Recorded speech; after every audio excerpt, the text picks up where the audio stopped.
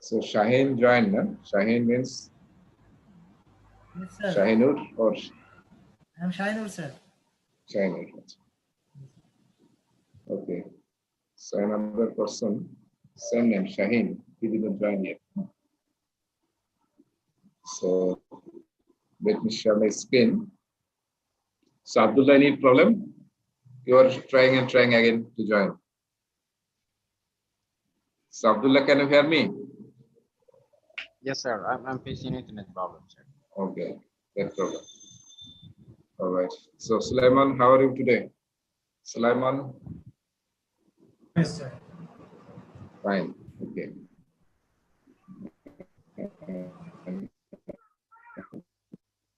Sulaiman, he'll see. Did you join? What did you say, sir?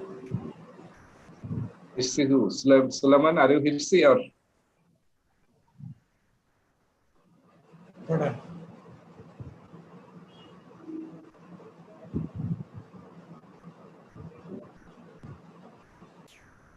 All right, let's start then. Let me share his screen. This is. So can you see my screen now? Yes. Sir আর একটু loudly বললে ভালো হতো sir, একটু slow শোনা যাচ্ছে আর কি। Okay, so this is an exercise, huh? This is an exercise. You need to do this exercise. I will ask you one by one. So in the last time, we discussed about the difference between manager and leader, right? Manager and leader. So here you see there are some activity mentioned in this table.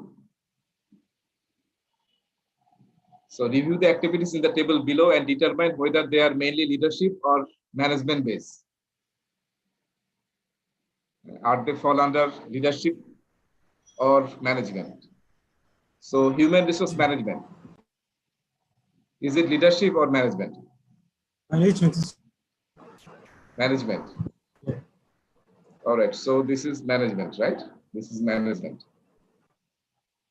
Career planning. Career planning. Management. Career planning.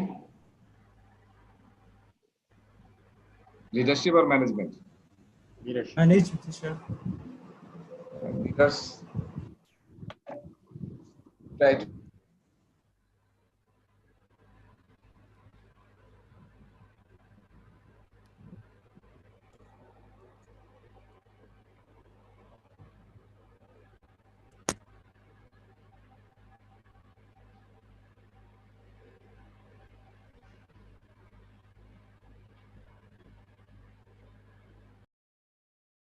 Or not.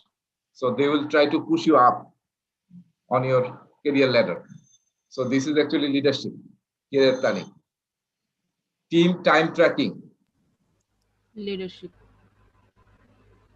Team time tracking. Management or leadership? Team time. Management. Management. It's management. Management, right? They will be more focused on whether you are doing this or that, or doing timely or not. That will be their main focus. So they will actually used to follow the time tracking systems. But as I talked in agile team, self-organizing, then cross-functional, they actually manage their own time. So they don't actually wait for the manager. So this is actually management. Team member recognition. Team member recognition. Leadership, right? They will recognize that people. Task assignment. Management. It's management. Right? Brainstorming, team brainstorming. Leadership. That Leadership. brainstorming is to involve everyone so that they can innovate, they can think differently, come up with some idea. So this is actually brainstorming. So that goes with the leaders. Then planning workshops, Leadership. leadership, right? They will involve everyone in a workshop and they will together do the plan. But if it is management, then manager did the plan and they push to implement that plan. Last one, creating Gantt charts. Management. Management. Yeah, right, management. Gantt chart means project schedule. Using any software like Microsoft Project or Primavera, they will create a Gantt chart and follow that Gantt chart. All right. So these are the actually difference between leaders and managers. But what we mentioned in PMBOK that to be a good and successful project manager, we actually have to take good things from both sides. I have to take good things from management. Also, I have to practice the leadership skills. Okay, so today we'll start. Oh, this is YouTube video already.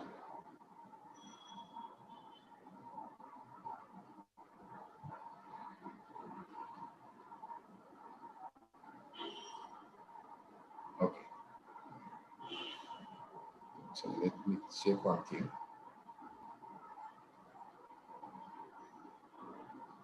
Oh my God.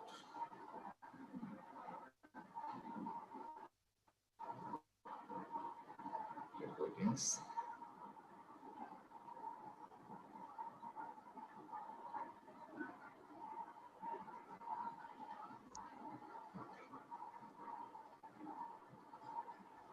Just I am deleting all the previous recordings from June. Otherwise, this last record will not be here because the size is already over. All right, done. Okay.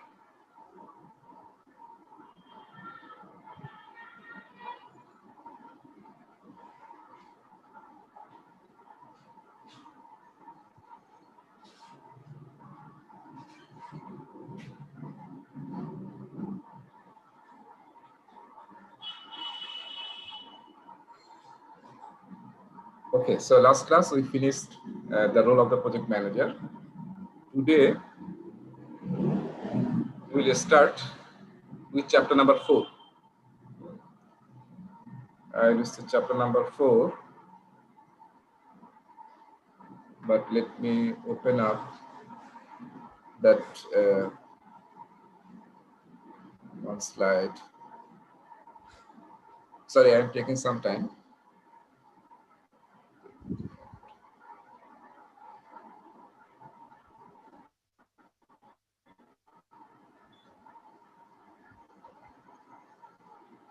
Okay.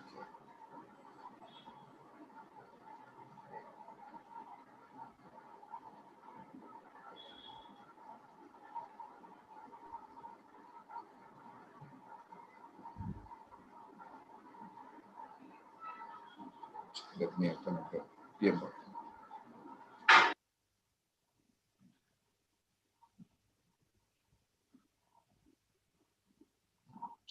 Chapter number 2, 3.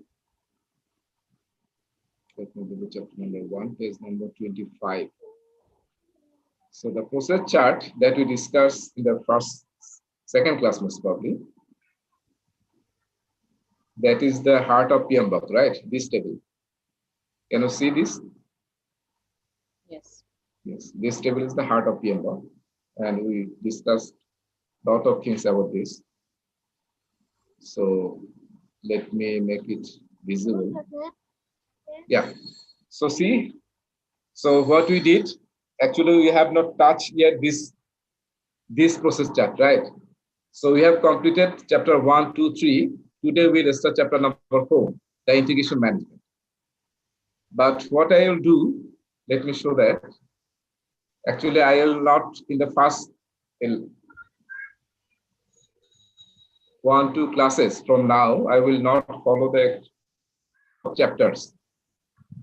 Though as per the sequence, I should start chapter 4. That I do actually, that I will do today. But what I will do, I will follow this process actually, initiating process. That means I will start project integration management. And today I will cover develop project charter and some part of develop project management plan. All right. Then what I will do, I will come straight here. Sir, Vertically, I will. Hello? charter মানে কি? Shahin? Charter. Right. So after completing the charter, what I will do, I will actually start integration management chapter, complete the develop project charter and some part of develop project management plan. Then I will come here. In initiation group, there are two processes, right? First one is develop project charter and second one is identify stakeholders. So what I'll do, I will come here. So today we'll, after completing first two processes of integration management, one is develop project charter, another one is develop project management plan, then we'll straight come here. Because at the initiation stage, we have two processes. Practically four processes. One is project charter, second one is identify stakeholders. After doing this, then we will be able to start other processes. That's why I will teach you following this. After completing this, what I do, I will actually complete the whole stakeholder management chapter. All right. In the next class, I will go to chapter number 10, project communication management. In the next class. So these two classes, I will actually not the follow of the chapter sequence of PMBOK. I'll follow my style. Where from this style comes? This style is actually when we do practically project management, then actually we do this. We first develop the project charter, then we do develop the high level project management plan. And then we do the identify stakeholder process. Because if we don't know who are our stakeholders, we cannot do other processes. So that's why we have to do this process at the initiation of the project, initiation process group.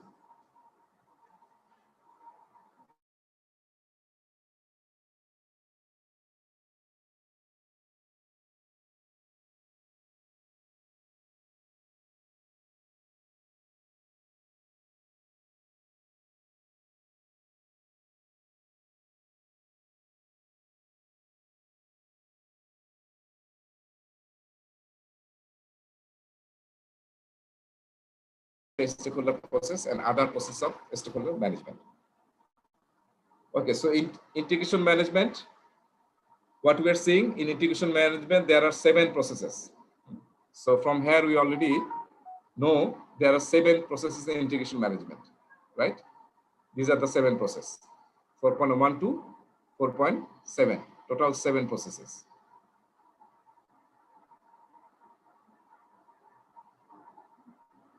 Okay.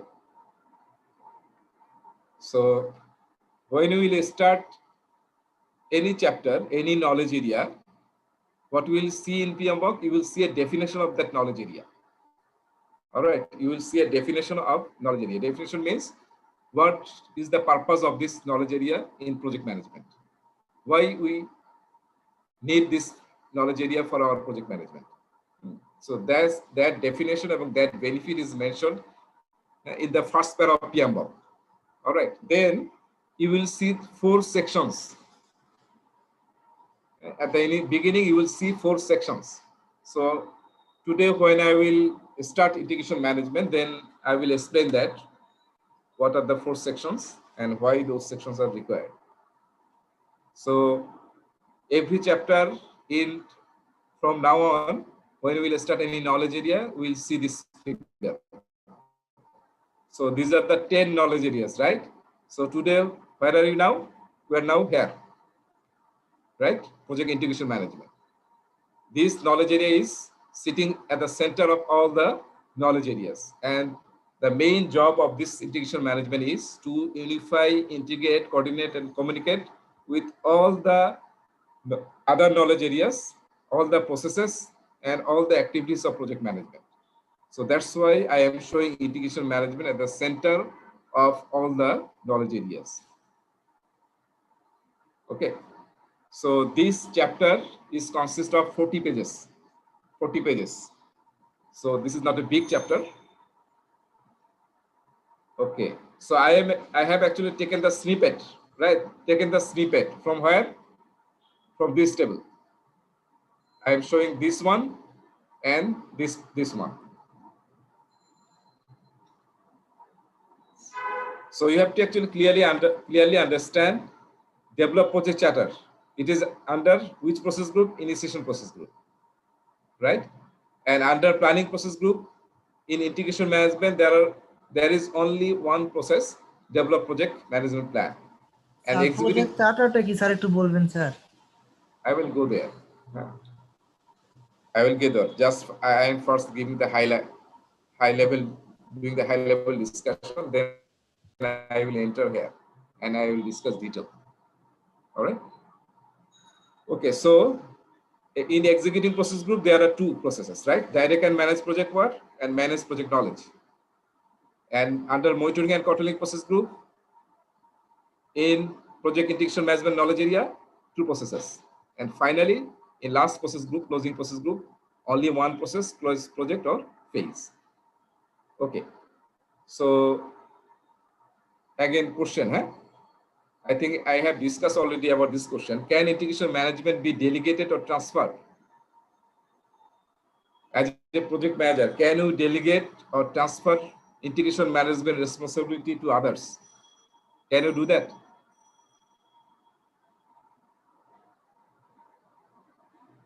What do you think? Cannot be delegated. Right, that last day I discussed that you cannot delegate integration management to others because this is the sole responsibility of the project manager. So this knowledge area is especially very important for the project managers because this is his job actually, this knowledge area, because he is responsible for integrating everything of the project, right? So this is the main knowledge area of project manager. As a project manager, main focus knowledge area will be integration management. Okay, so what is the definition or why we should do the integration management? So as I mentioned in the first paragraph of PMBOK, you will see this definition.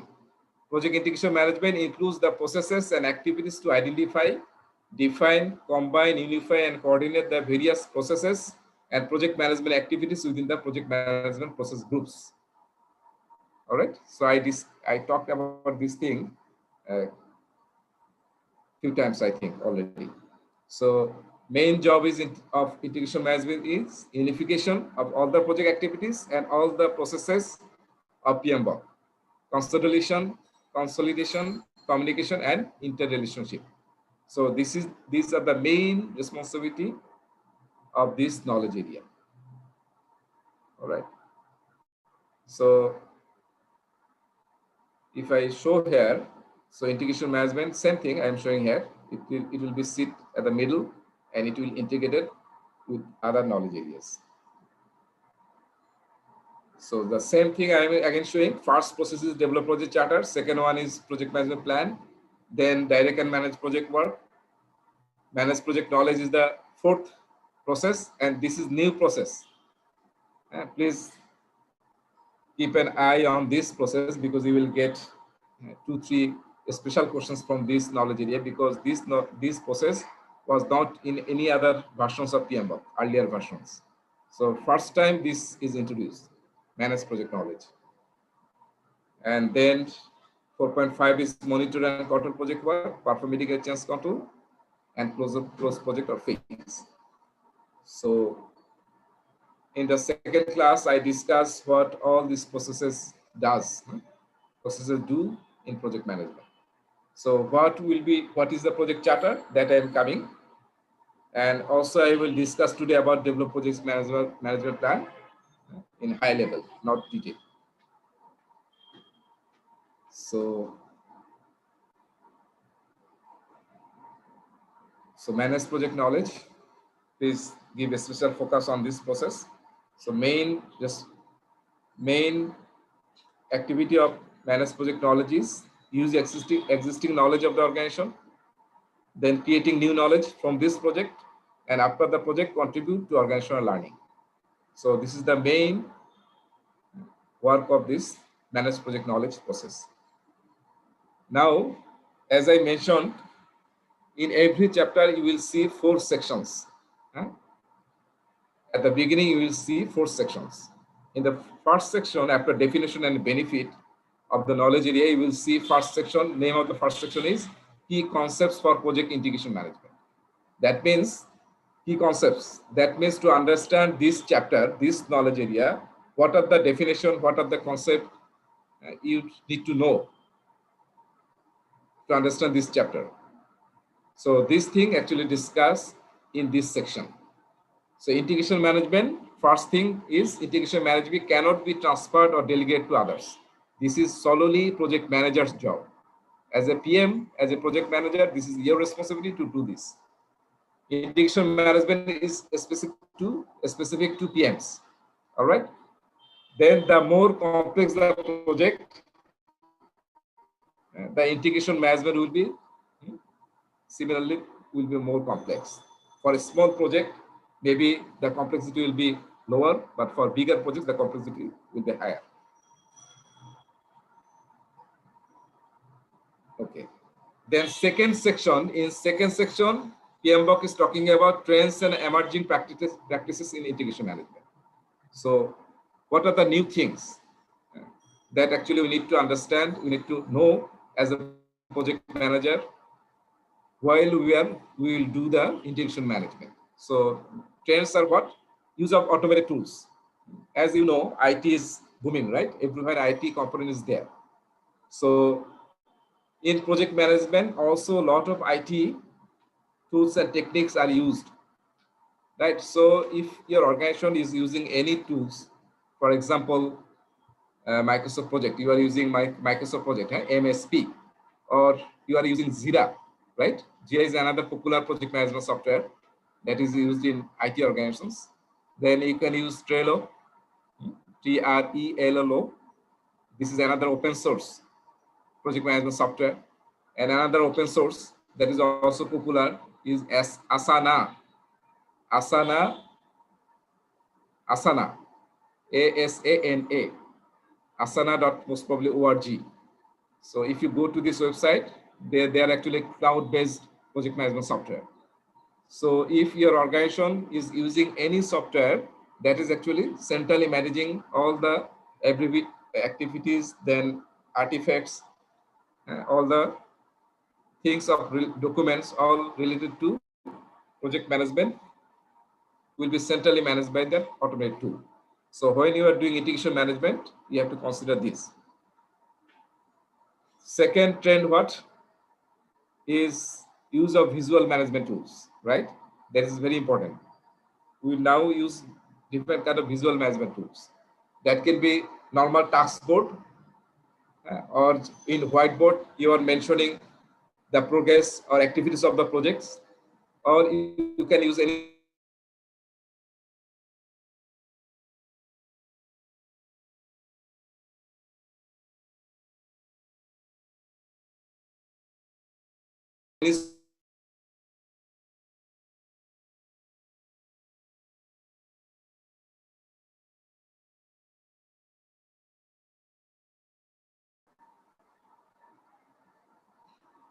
and expanding the project manager responsibilities. Can anyone say something about this? Expanding the project manager's responsibilities. Can anyone say something about this? Give any light on this?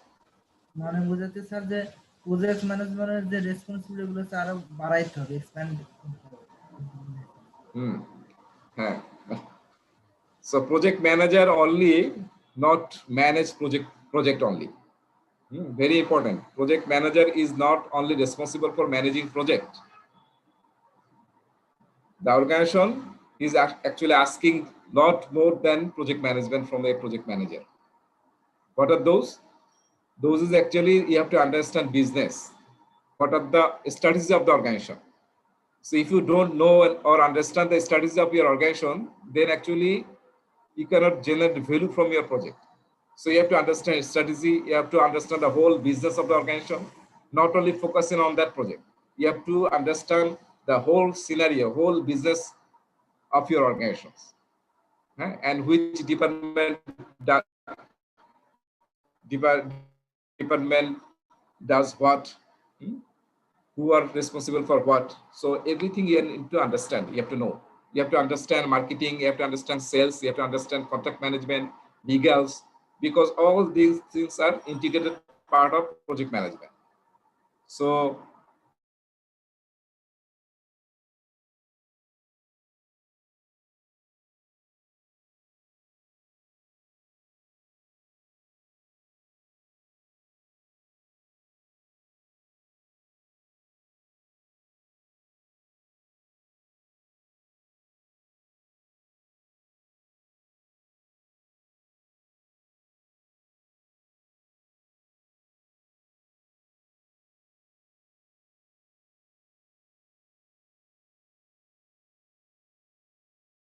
methodologies, right?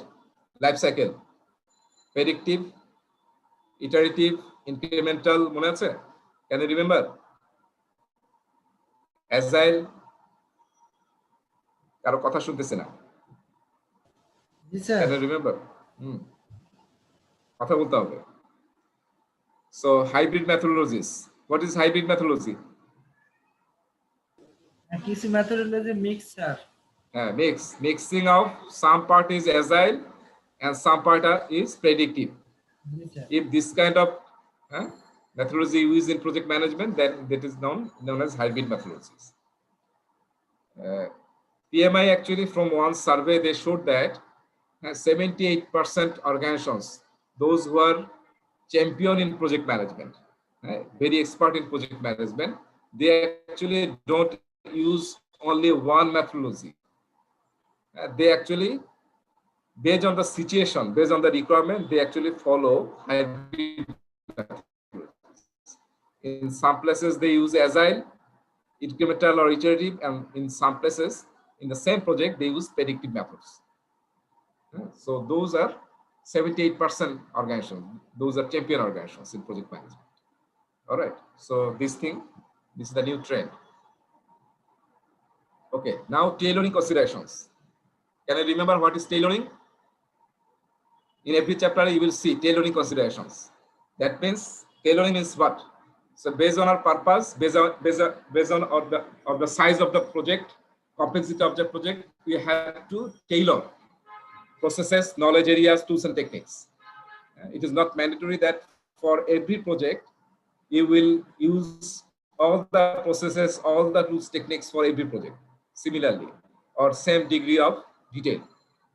So based on your project, you have to tailor integration management also, right? If the project is very big, then the responsibility of integration management will be very big, large. But for a small project, maybe we can discard a lot of things and we can tailor integration management also. So every knowledge area you have to think about tailoring. So what are the things we need to consider? We need to focus on when we will do the tailoring of this chapter, this knowledge area. This knowledge area means 7 processes and all the ITTOs. ITTO means input, techniques and outputs of all the processes that you need to tailor based on your requirement, based on your project, based on your complexity and size of the project. All right. So you have to think about the first factor you have to think, that is project life cycle. What is project life cycle? Can anyone remember what is project life cycle? Can anyone say?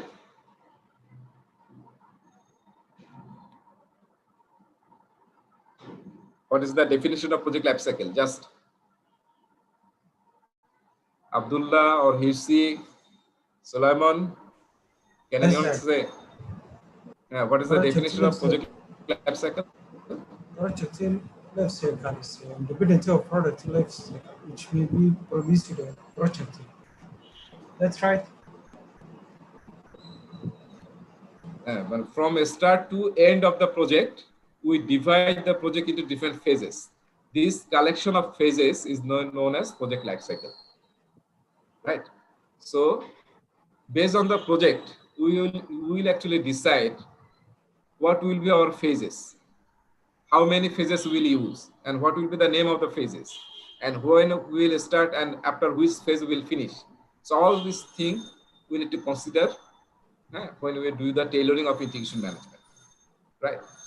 And development life cycle, there are 5 types of development life cycle, right? Predictive, iterative, incremental, agile, and hybrid.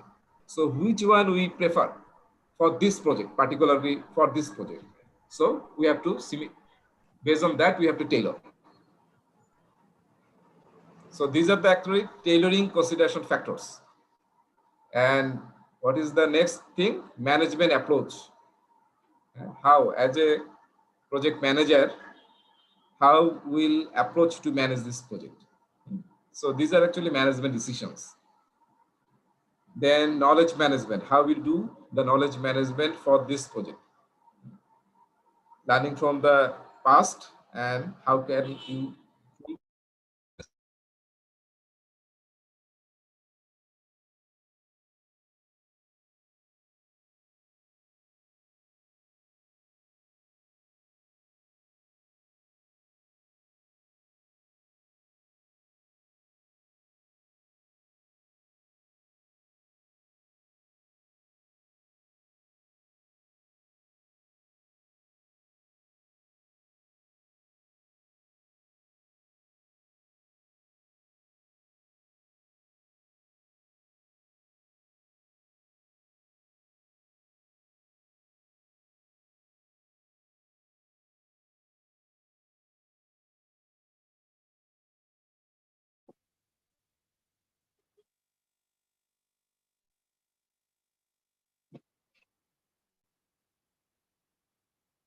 Reza ভাই কি disconnected হয়ে গেল নাকি?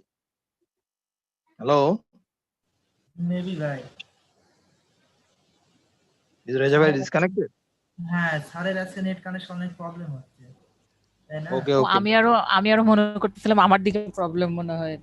না, all of a sudden no sound from them. আমি প্রথম থেকে চিন্তা করছিলাম যে আমার নেট স্লো কিনা, যে অনেকটা পরে এরকম হলো। তারপরে এখন শিওর হলাম যে না, ওনার ওখানে problem.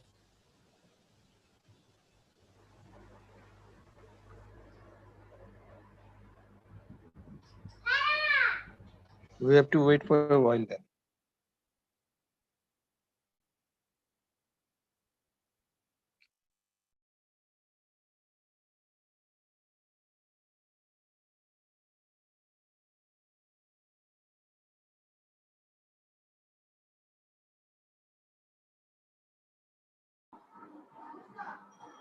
So can you hear me now? I was disconnected for a few minutes. Can you see me? Yes, Bhaiya. Rajan? Yes, sir. Can you hear me, Rajan? Yes, sir. Okay, so you are coming from office? Yes, sir. I have 30 minutes. I have reached now. Yeah. Most of time I work with alright, foreign alright. part. That's why Monday Okay. is too much work. Okay, so let me share again because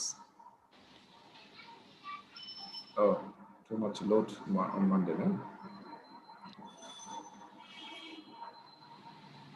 Okay, so I was discussing this slide. So these are the consideration we need to take into account when we will do the tailoring for this integration management knowledge area. Finally, agile and adaptive environments. What we will do for agile and adaptive environments.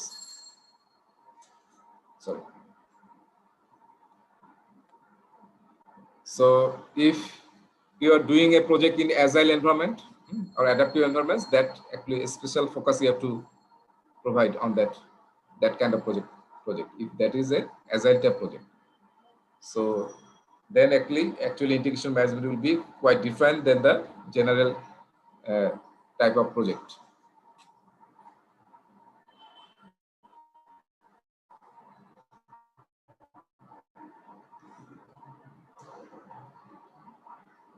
The slides are jumping.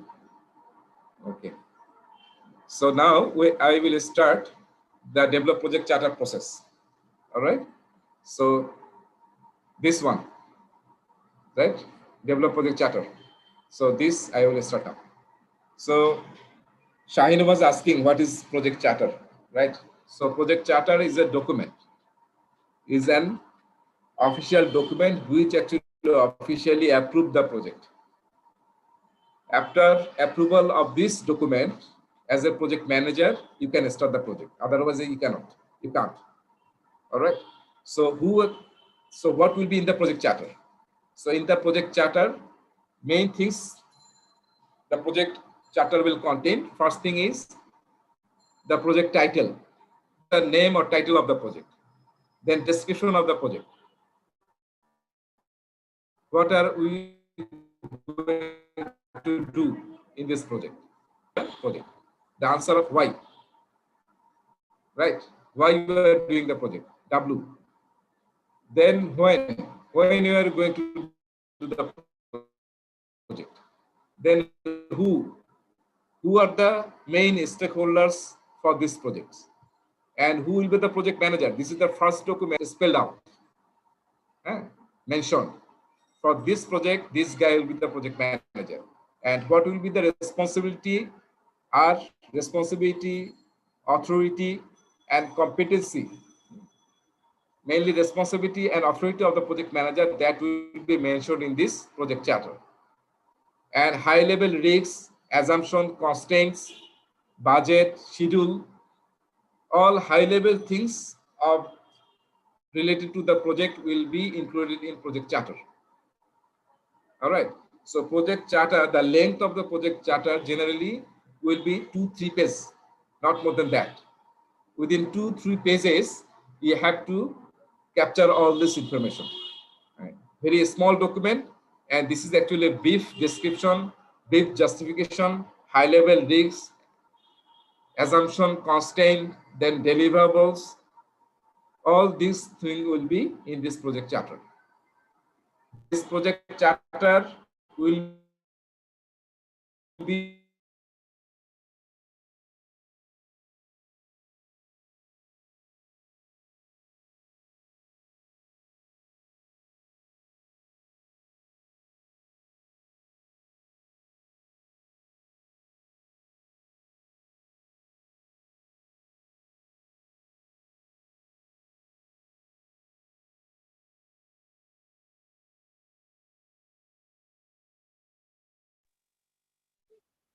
Hello.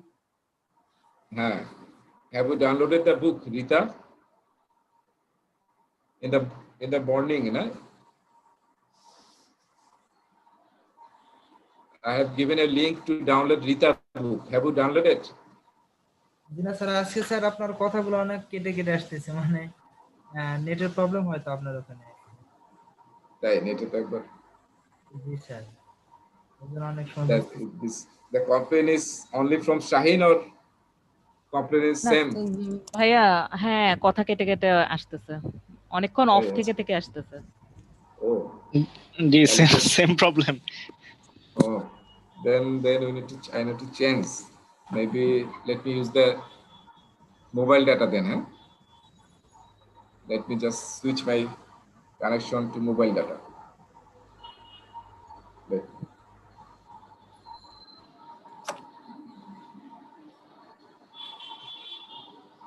So let me give a plus 1-2 minutes. I am switching to mobile data. Okay.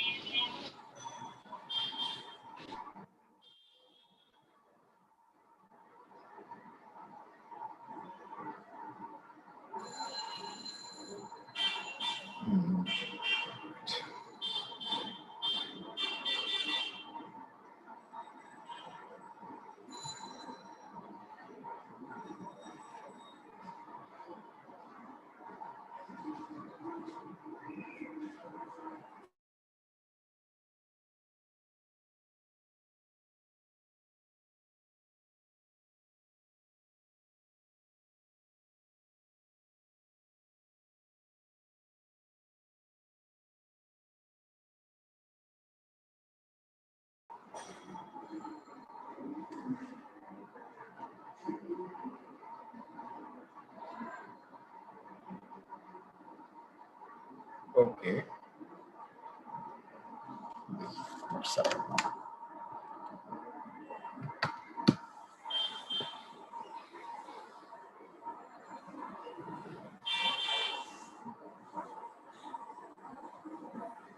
So, can you hear me now? Yes, sir. G Okay. ভাইয়া All right. Is it better or not? Let me. Okay, I have actually shared a link in WhatsApp today to download the Rita book, and also I have assigned a small homework to read page number 139 to 141. So, So I have download, but not complete the homework. okay. So actually, now anyone else downloaded?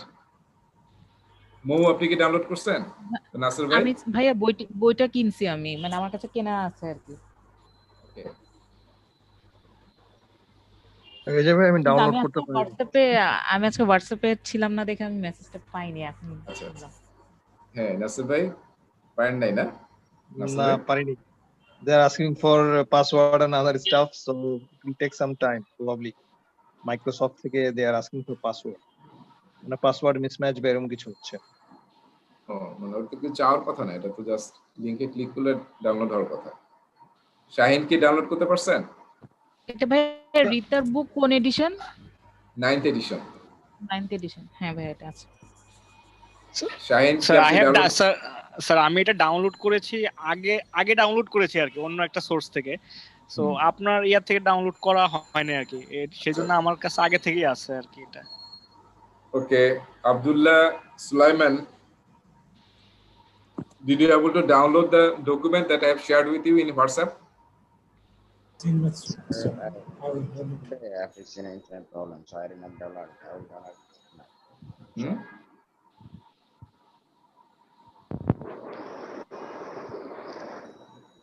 So,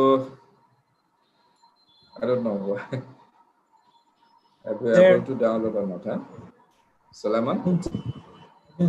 But I will learn it if I'm adults. Okay. Okay, so you will download later. Yeah. All right.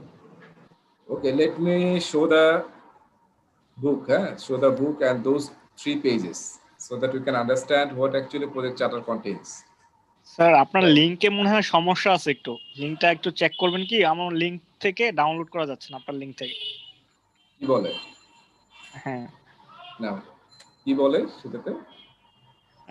আমার কাছ থেকে সরাসরি এটা মেলে যাচ্ছে, আউটলুকে চলে যাচ্ছে।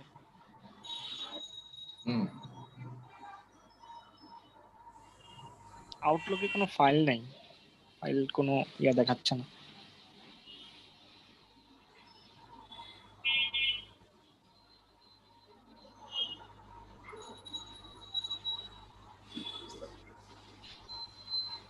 Anyone should be able to download this.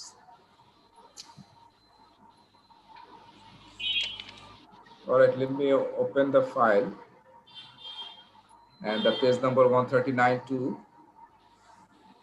this. So let me share the document. Okay.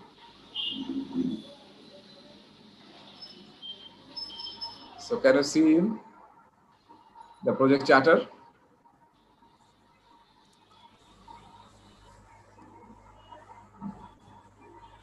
So is it visible now, project charter? জি ভাইয়া। Yes. All right, so you see project charter, this is a small document, and as I mentioned, this document will capture high level of everything of the project, especially see the project title what? Upgrade the payroll systems. This is the project name. Then description, description in short. Then project manager assigned and authority level. Who will be the project manager? Here, Ishai Higgins is the project manager, and what will be his responsibility in project and authority in the project. Then business case. Can you remember business case? Before starting the project, we have to create the business case, not the project manager. Yes. This is the responsibility of other departments, other guys. So business case means justification of the project. So in the business case, we have already justified why we are doing the project, and management already approved the business case. So, and we know there are a lot of things in business case, right? Justification of the project, then financial appraisal, how much benefit the organization will get from this project, business value, and also another thing we have created at the same time, that is actually benefit management plan, right? Benefit management plan. So we are taking justification input from that business case. Okay, so then resource pre-assigned. Resource pre-assigned means at the beginning of the project, if some resources, that can be people resource or any facility or any equipment for your project, if that is assigned by the sponsor for your project, so that will be mentioned here. That is actually resource pre-assigned. Then ভাই আরেকবার একটু repeat করবেন resource one? এটা আরেকবার এটাই ভাইয়া এই যে এই পয়েন্টে resources Okay. So at the beginning of the project, if your sponsor assign some people resource or any kind of material resource like equipment, facility, or other things, we assign. You have not started the project, but management already selected or assigned some people. Say there is a good architecture in your organization, and for this project, management is thinking that architecture, that architect or that programmer or that engineer should be involved in this project. So they can pre-assign him for this project. So the name of that people or that resource or material or equipment, you will include here. ঠিক আছে? No. G All right. Then key stakeholder list. So that means this is the first document of project management. So at this right moment, at the initiation, if we can identify any stakeholders. Who are stakeholders? Stakeholders are those who are having any kind of influence in the project and who will be impacted by the project. So that person, individual, group, or institute or organizations, all will be considered as stakeholder. So if we know at that time who will be our stakeholder for this project, then we will include their names, their address, their contact here. So this is the stakeholder list. Then in the next page, the list, the stakeholder requirements as known. This is the high level requirements, not detailed, because detailed requirement we will do later on. This is high level requirement. If we know, then we can write here. Then next is high level product description, key deliverables, mainly actually key deliverables, what we are going to deliver from this project. So just in bullet point, high level, you will write these 3 or 4 things we are going to deliver from this project. Then high level assumptions. Assumption means the things or the items or the conditions we are thinking that will be true for the project. That is known as project assumptions, high level assumptions.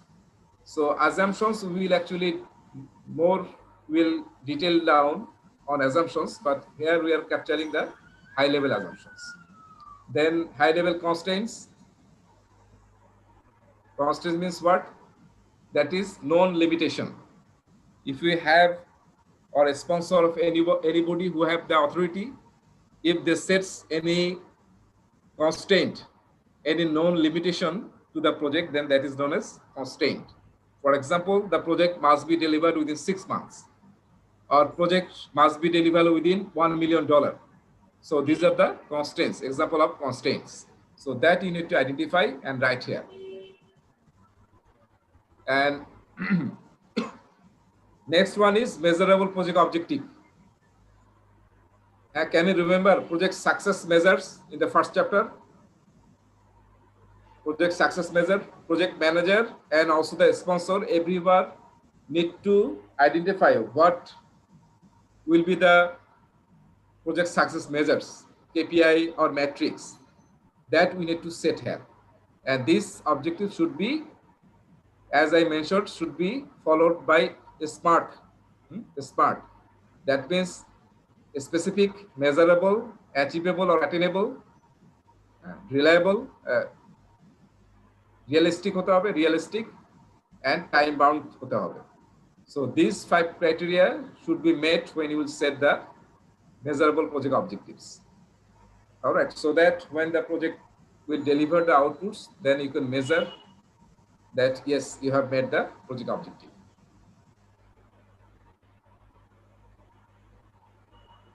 Okay, let me go to the next points. Approval requirements. In different level, what kind of approval is required and who will give the approval? If you know that you should write here. Then high level project risks and also project exit criteria. When you will understand project is finished, this is known as project exit criteria. So when you will meet this criteria, then your project will be finished. So those will be the exit criteria. So this is generally these are the content of project charter, but this is written by Rita Malkai, not PMBOK, not PMI. So in PMBOK, we will see also some guideline, what will be the content of project charter that I will show you. But generally in practice, we use this kind of content in the project charter, but you can add or remove some parts of this content. It is not mandatory. It is based on your need, you can tailor this, but this will be short, very short. After reading these charters, anyone should be able to understand in high level what the project is going to do, what is the schedule, what will be the budget, what are the deliverables from the project, that the person who is reading, so that he can understand. And that you see finally the sponsor, the signatory will be the sponsors. So from this project charter, if a sponsor signed this project charter, that means the project officially now kicked off. You can start the project, right? As a project manager, now you can ask for budget, you can ask for resource, and you can start the project. Now people will listen to you. So this is the official document which as a project manager strengthen you to run the project. So this is the content of project charter. Now let me again go back to our discussion, our presentation slide. So any question about project charter? What will be the content of project charter? As per the PMBOK, project charter is a mandatory required document. Before starting the project charter should be signed off by the sponsor. Otherwise, as per the PMI guideline, PMBOK guideline, you cannot start the project. So what is happening in project charter? Officially, number one, officially the project is chartered in the organization. That's why its name is project charter. Chartered means authorized in the organization. And second point is project manager is assigned to run the project here. Formally assigned, right? So now let me ask you a question. Who should write this project charter?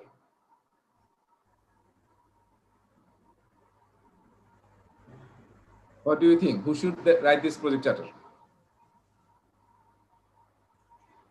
Anyone can suggest? Project manager is not responsible for writing project charter. That I can say. Okay, anyone? Any comment? So, project charter. That means the project charter is the document where project manager is selected, assigned, and he is actually officially authorized to run the project. That means through this document, project manager is assigned. So that means project manager will come into scene after the project charter is signed, right? But what happened in practically project charter should be written by, not practically, as per the book, project charter should be written by the sponsors because they know about the project, right? But practically what happens in the industry, project charter actually written by the project manager. He actually read from the business case, benefit management plan, and other feasibility study documents, needs assessment. He actually write the project charter. And then the sponsor sign on that project charter. So practically, actually this happens. Because in the organization, maybe you are officially in project charter, you will be your name will be mentioned as a project manager, but in the organization, before the project, writing the project charter, the project manager is actually unofficially selected by the sponsors. So everyone knows he is going to be the project manager, and his responsibility is to write the project charter, and then the sponsors will sign the project charter. Okay.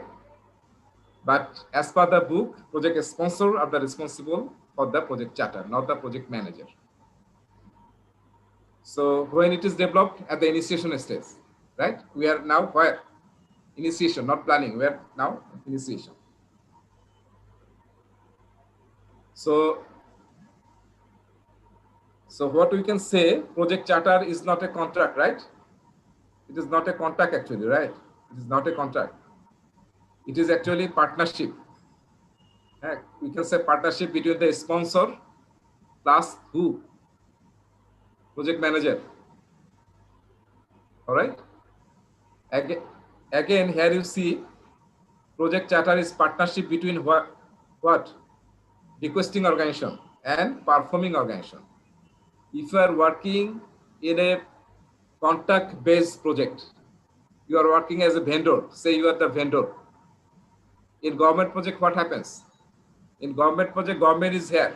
They are not doing anything actually. They are actually contracting out the project to the vendor organization or supplier organization. So at that time, actually project charter is the partnership between the requesting organization and the performing organization. And in private sector, these things happens. When you are giving work to the vendor or supplier, then the project charter they actually together develop the project charter.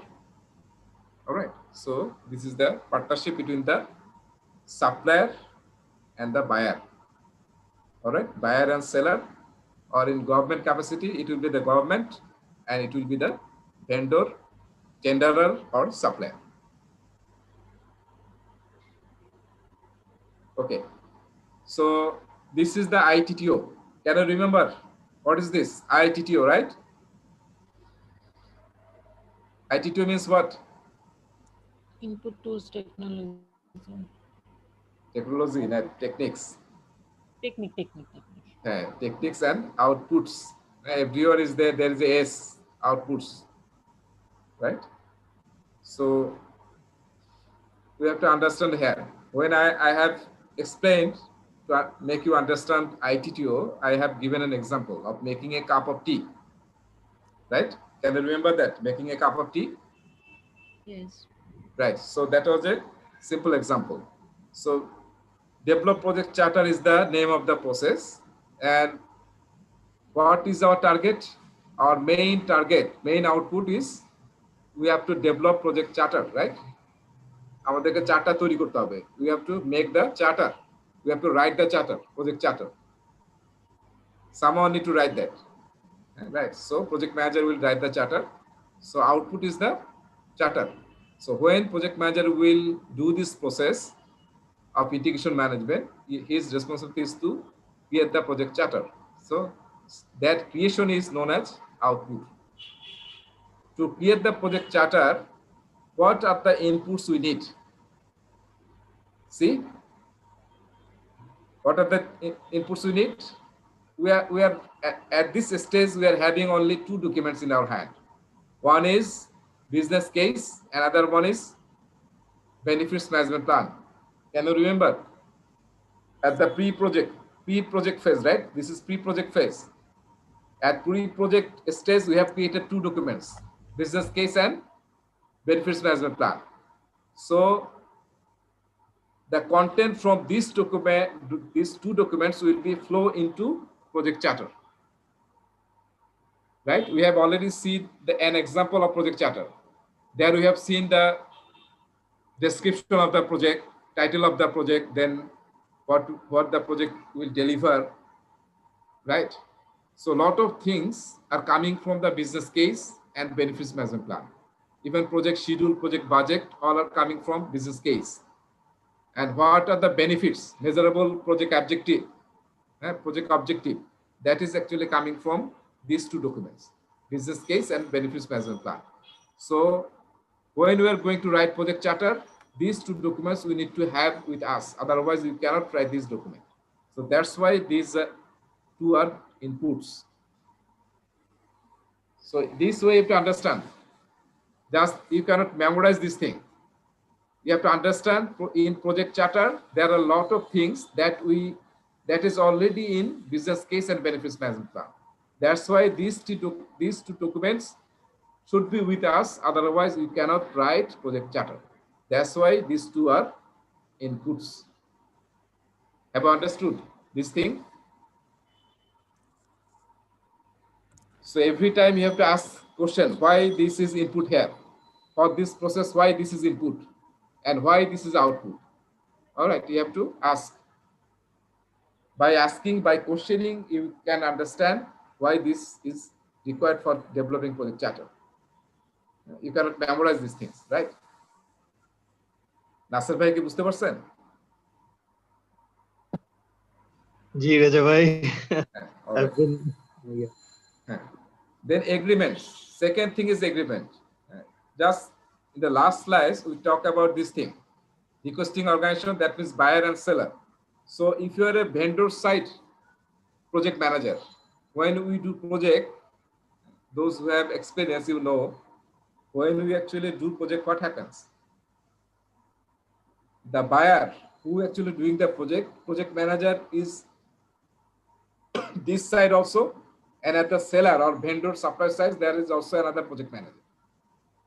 This project manager is responsible to deliver. This project manager is responsible to accept the deliverables as per the business requirements. All right. So at that time, what's happened? Between them, main thing works is agreement or contract. Right. So in the contract, everything is mentioned. What will be the price? What will be the deliverables? The project schedule, everything is mentioned in agreements. So for those cases, agreements is the main input to write the project charter. All right. And this agreement only not the agreement between the buyer and seller. This agreement can also in different shape. Like there can be MOU, memorandum of understanding between maybe 5, 4, 6 organizations. So when we are doing project, that MOU can be handy here. Or sometimes we use MSA, Master Service Agreement.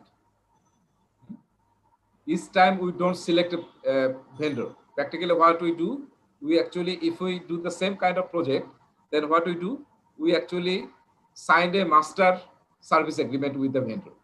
So when we initiate a project, that Master Service Agreement can be also one type of agreements. All right, so this is agreements or contracts or MOU, the same thing. Or also there are other names also. But these agreements always means some legal documents. All right. So these two are the inputs. Then 3 and 4. 3 and 4. Where we have read this? 3 and 4. In which chapter we discuss about this?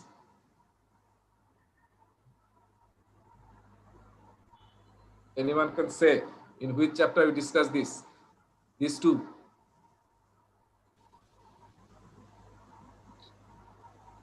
Chapter 2. Chapter 2, na? The environment in which projects operate.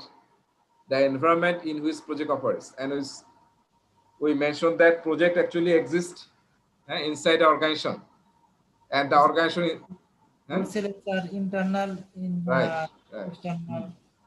Right. So when we're doing a project, always we have to consider these two things. So when we're writing project charter, when in every process, almost in every process, you will see these two is input. Almost in every process, these two will be inputs. Because when you are going to a process, where you are doing the process?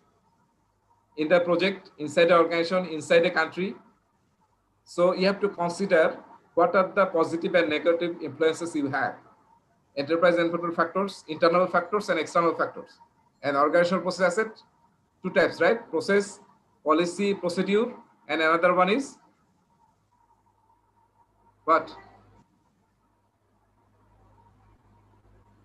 EF is two types. Can you remember EF is two types? One is external, right? And I have given an example, PESTEL, right? Can you remember PESTEL? PESTEL is the external factors, right? And external. Other one is what? Internal, right? Internal. Right. So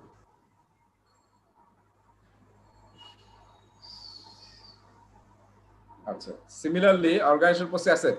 This is also was two type. One was processes, policies, procedures, which have direct impact, guideline or framework for the project of that organization where you are running the project, that you have to consider when you are developing the project charter. And also the knowledge base, organizational or corporate knowledge base. That means if you did the same project earlier, so why you will again write the project charter?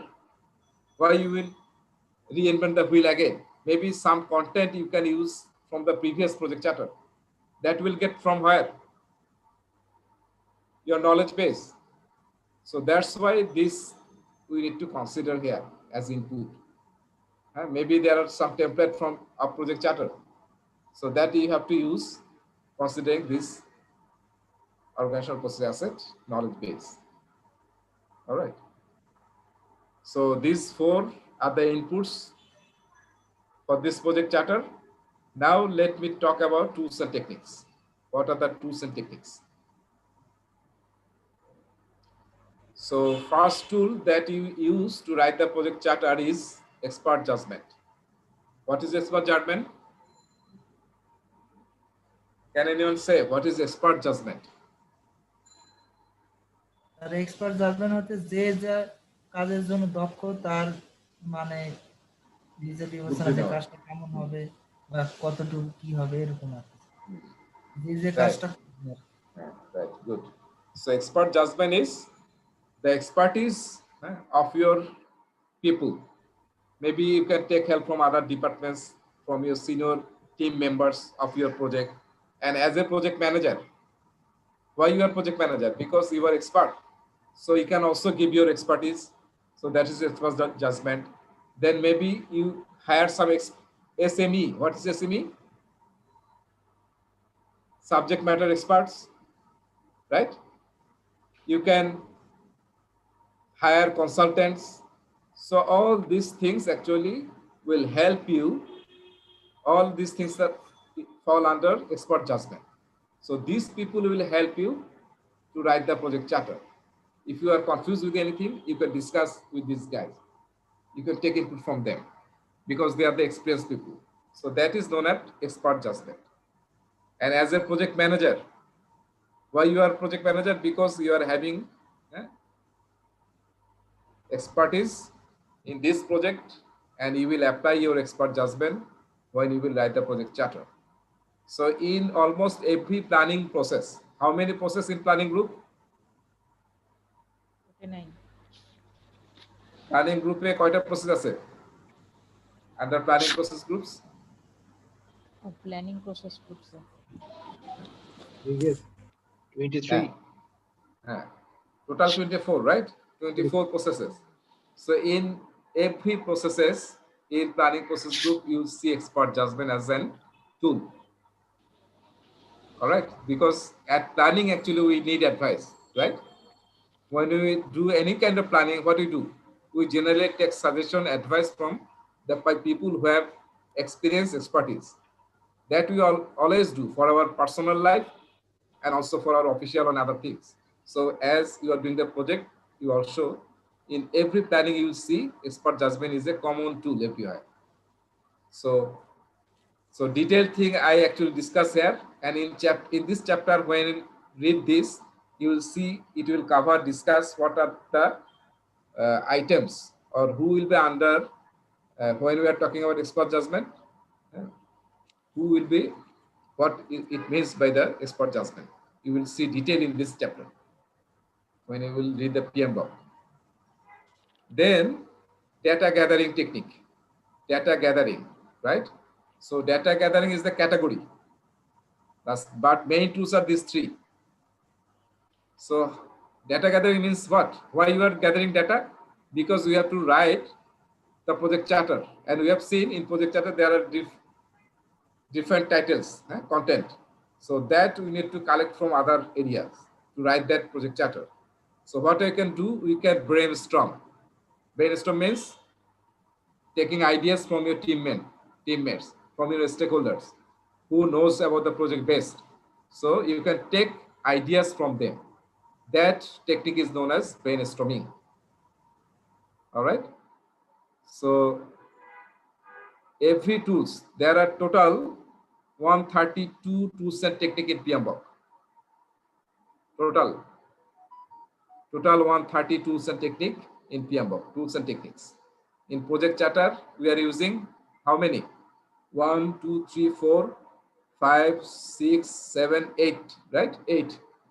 Similarly, in other 48 processes, we'll see other tools and techniques. So if we add up everything, then it will be 132 tools and techniques. And some places, these tool techniques will be repeated. In some processes, it will be, we will see again brainstorming. We will again see focus groups, interviews. So take second data gathering tool is focus groups. Can anyone say what is focus group for data gathering? What is focus group? Bangladesh TV te dekhi na focus group discussion hoy. FGD, focus group discussions. Sir কতগুলা ক্যাটাগরির উপর আমরা ভাগ করি, যে এই category এর উপর আমরা একটা আলোচনা করব।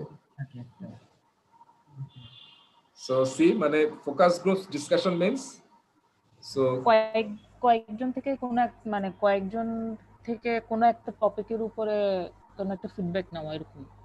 Right. So we actually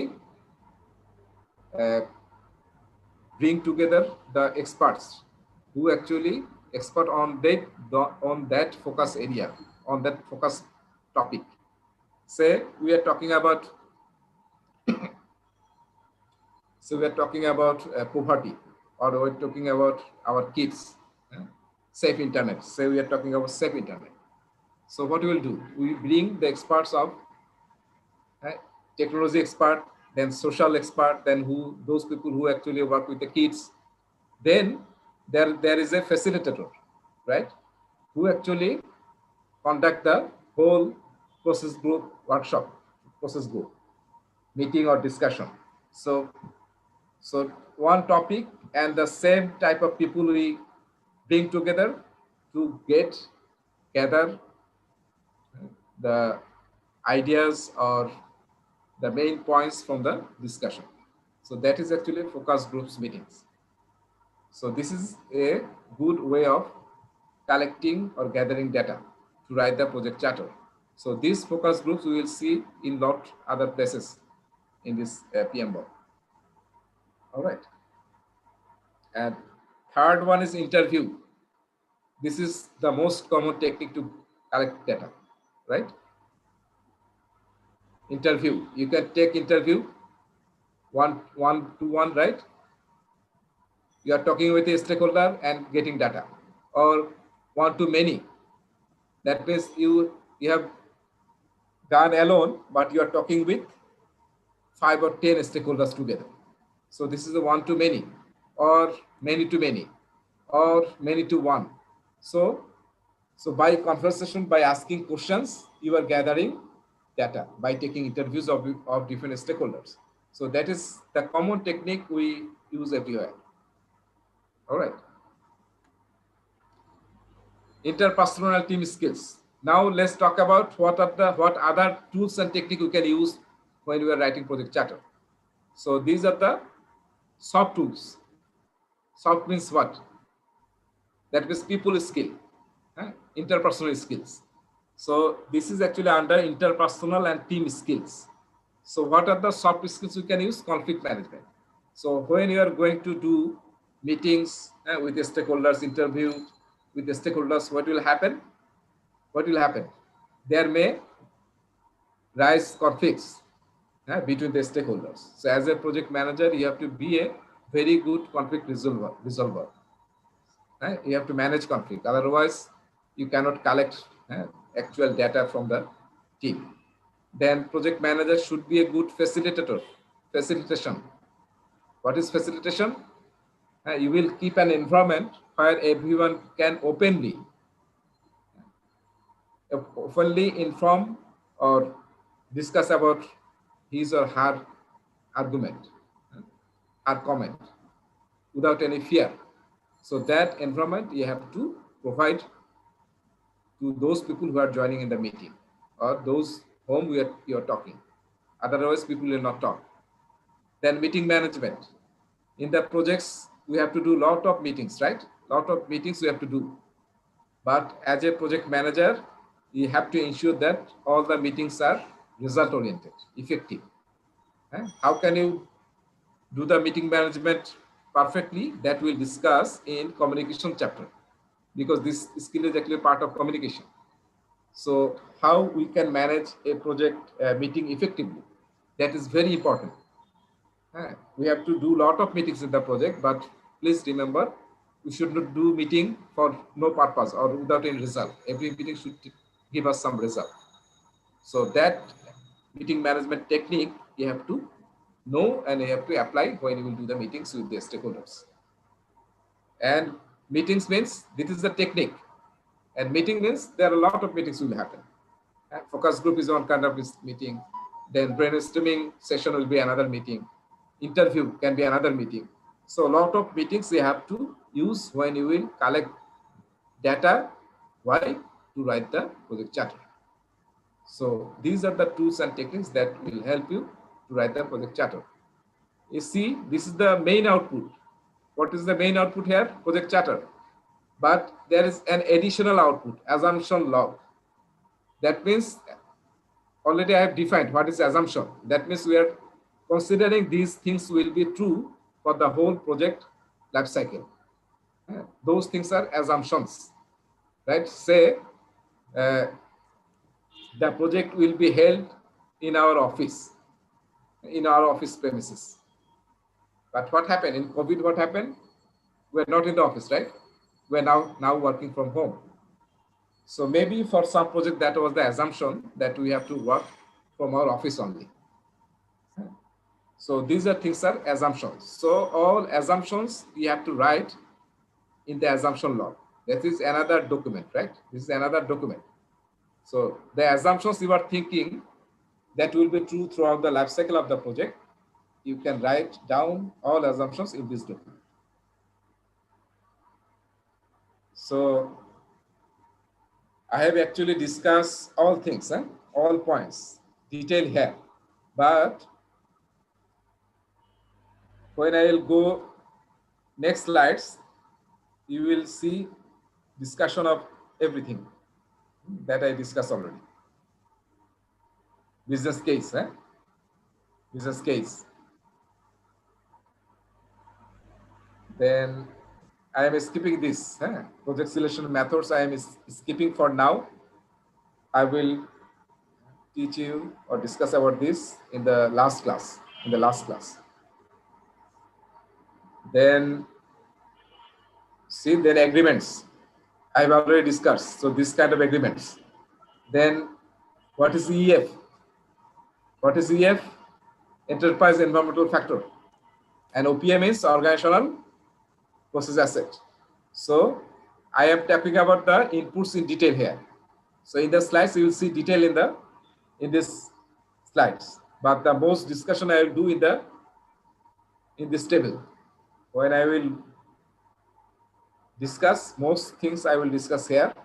But in the slides, you will see everything is here. And also in PMBOK, same thing you will see. Then we are talking about tools and techniques. Tools and technique.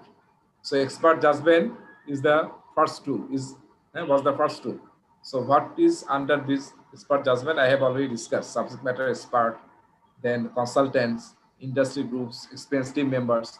Even if there is PMO office can be also here. They can also provide expert judgment. Then data gathering technique, brainstorming, that idea generation, taking ideas from your team members and analyzing those ideas. Then focus groups, subject matter experts with stakeholders. And also there should be a facilitator who will actually conduct the whole session. And interview. So all are data gathering techniques. And interpersonal team skill, we have talked about this, conflict management, then facilitation and meeting management. How will manage your meetings. And finally, last tool was meetings. And what is the output? Project charter. So in the project charter, what will be the content? So this will be the content that I have already shown you from the Rita book. So that thing is mentioned here. Only the title of the sections in project charter. Then, so as I mentioned, project charter actually, where from this project charter mainly written from the business case and benefit management plan. So the information we have already captured in business case and benefit management plan that actually flow into the project charter.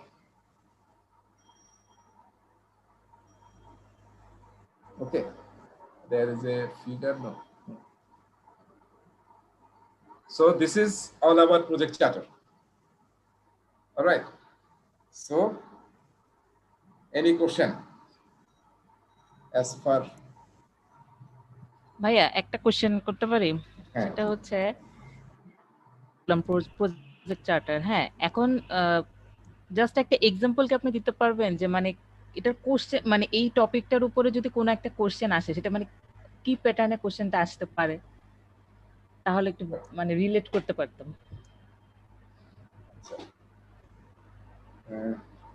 একদম তো directly কোনো question আসবে না project চার্টারে, তবে একটা question, সহজ question আসতে পারে আর কি। অনেক সময় মানে প্রজেক্ট চার্টারে যে কন্টেন্ট গুলো আমি দেখালাম এবং একটা ফিগার পিএম বকে আছে, সেটা সামহাও মিসিং হয়েছে কিংবা পরে হয়তো আমি দেখাবো প্রজেক্ট চার্টারে কি কি কন্টেন্ট থাকে। হ্যাঁ, এটা আমি আসলে স্কোপ চ্যাপ্টারে দেখাবো।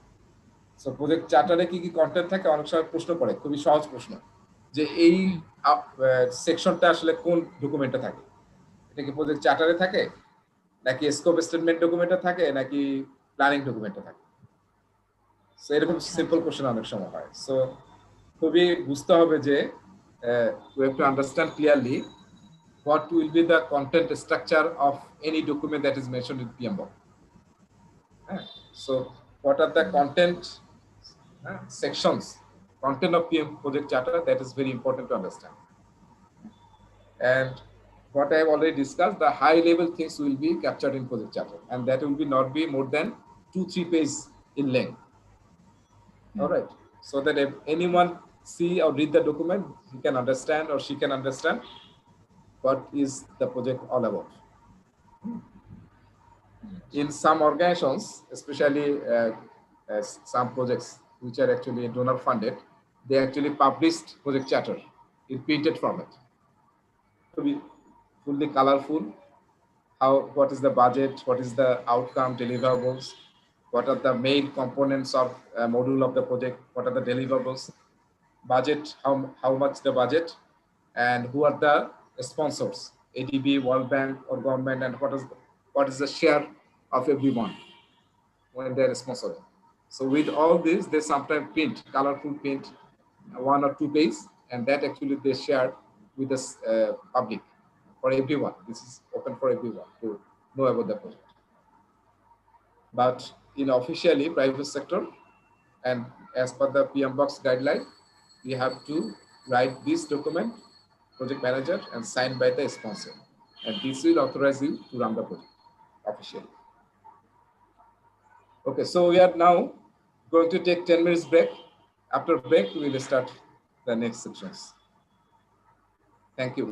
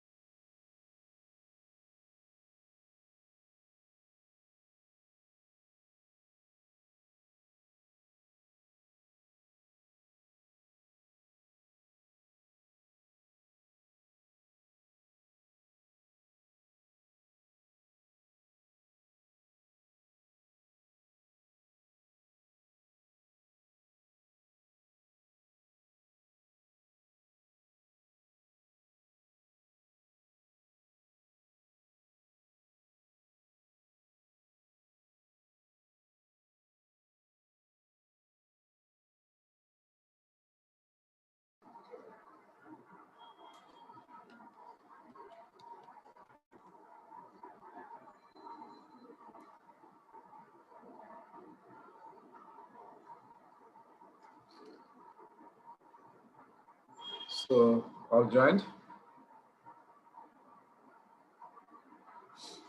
সবাই কি জয়েন করেছি? জি ভাইয়া। I am joined. All right, so we have finished the charter. Now we will start a new chapter, new process. So we will not follow the sequence, as I mentioned. What we will do now?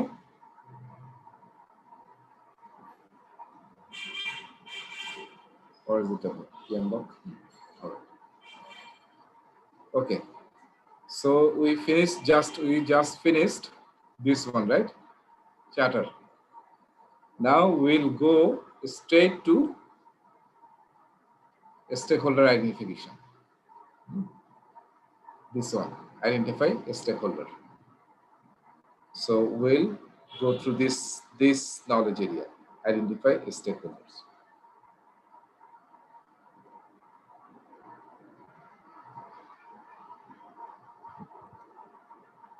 So I'm going at the end of the slides, and this is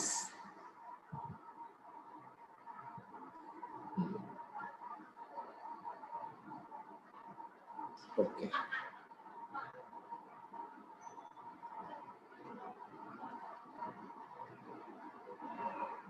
So this is the chapter.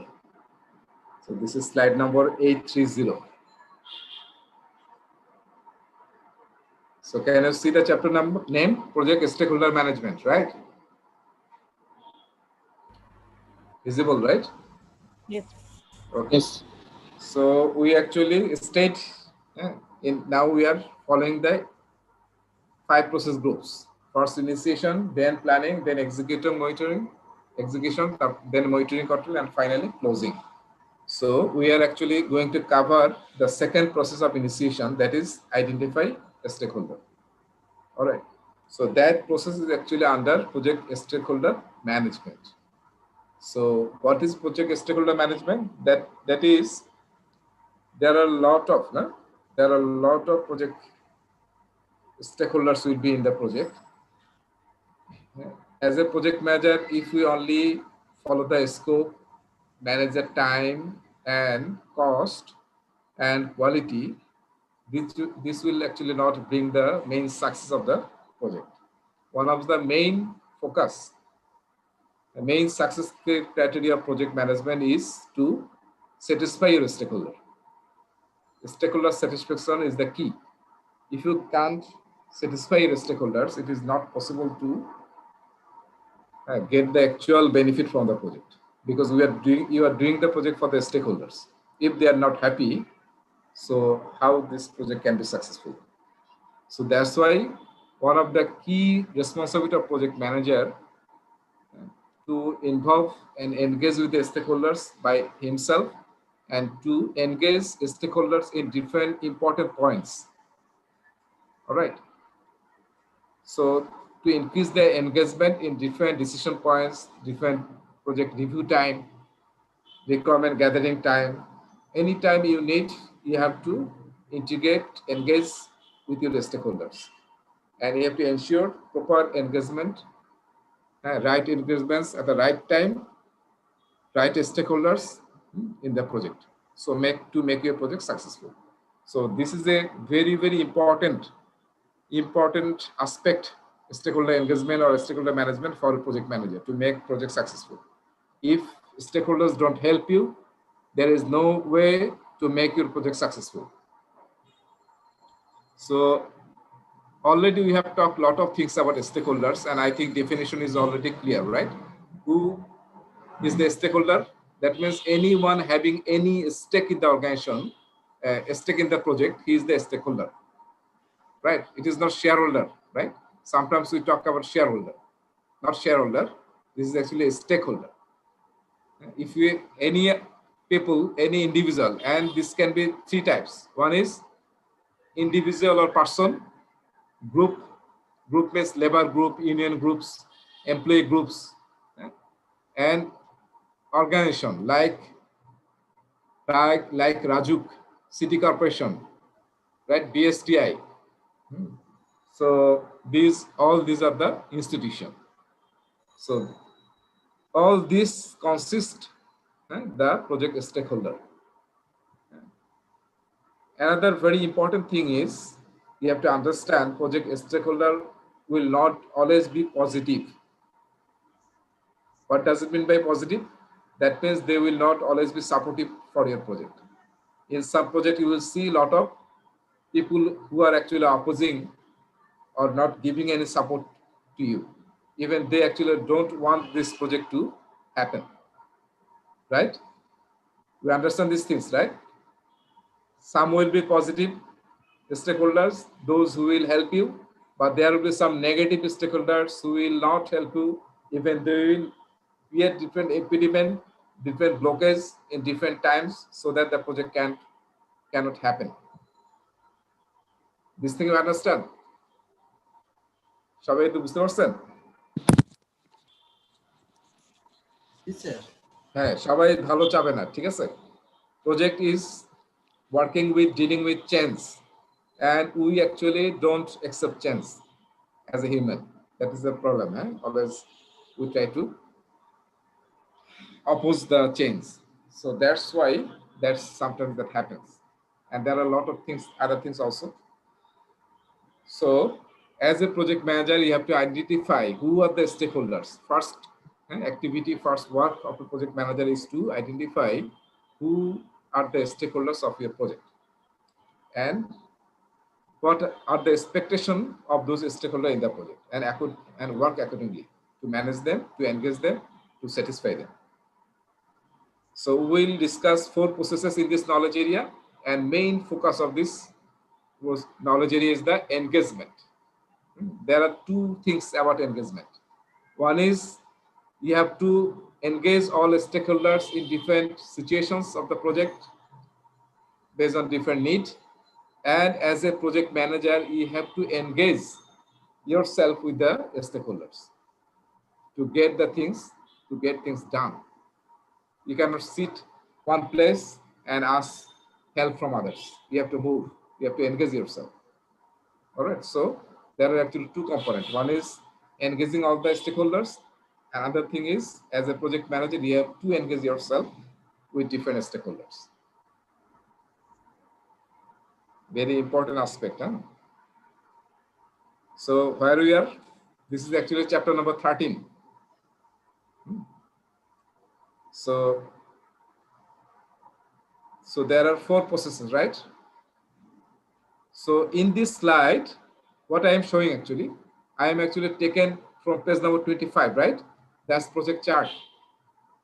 And I am showing which process of this knowledge area belongs to which process group. So identify stakeholder is the initiating process group. And as we are now at the initiation of the project, that's why actually I am reading this process. I am teaching this process. I am showing this process. And when I have come here, actually I will complete all other processes. Though these 4 processes are not under initiation process group. So what we are seeing here, identify stakeholder is under initiating process group. Plan stakeholder engagement is under planning process group, right? So generally the processes which are under planning process group, their name started with plan word. Mostly their title is started with the plan word. All right. Second is executing process group. Third one, manage stakeholder engagement. That is under execution. And monitor stakeholder engagement, that under monitoring. In the closing process group, there is no process in stakeholder engagement management knowledge area. So now let me give you a high level idea about all the processes. What this process do in project management, why this process is required. So identify a stakeholder. So what its name suggests, simply suggests that you have to identify all the stakeholders who are having any kind of a stake in the project.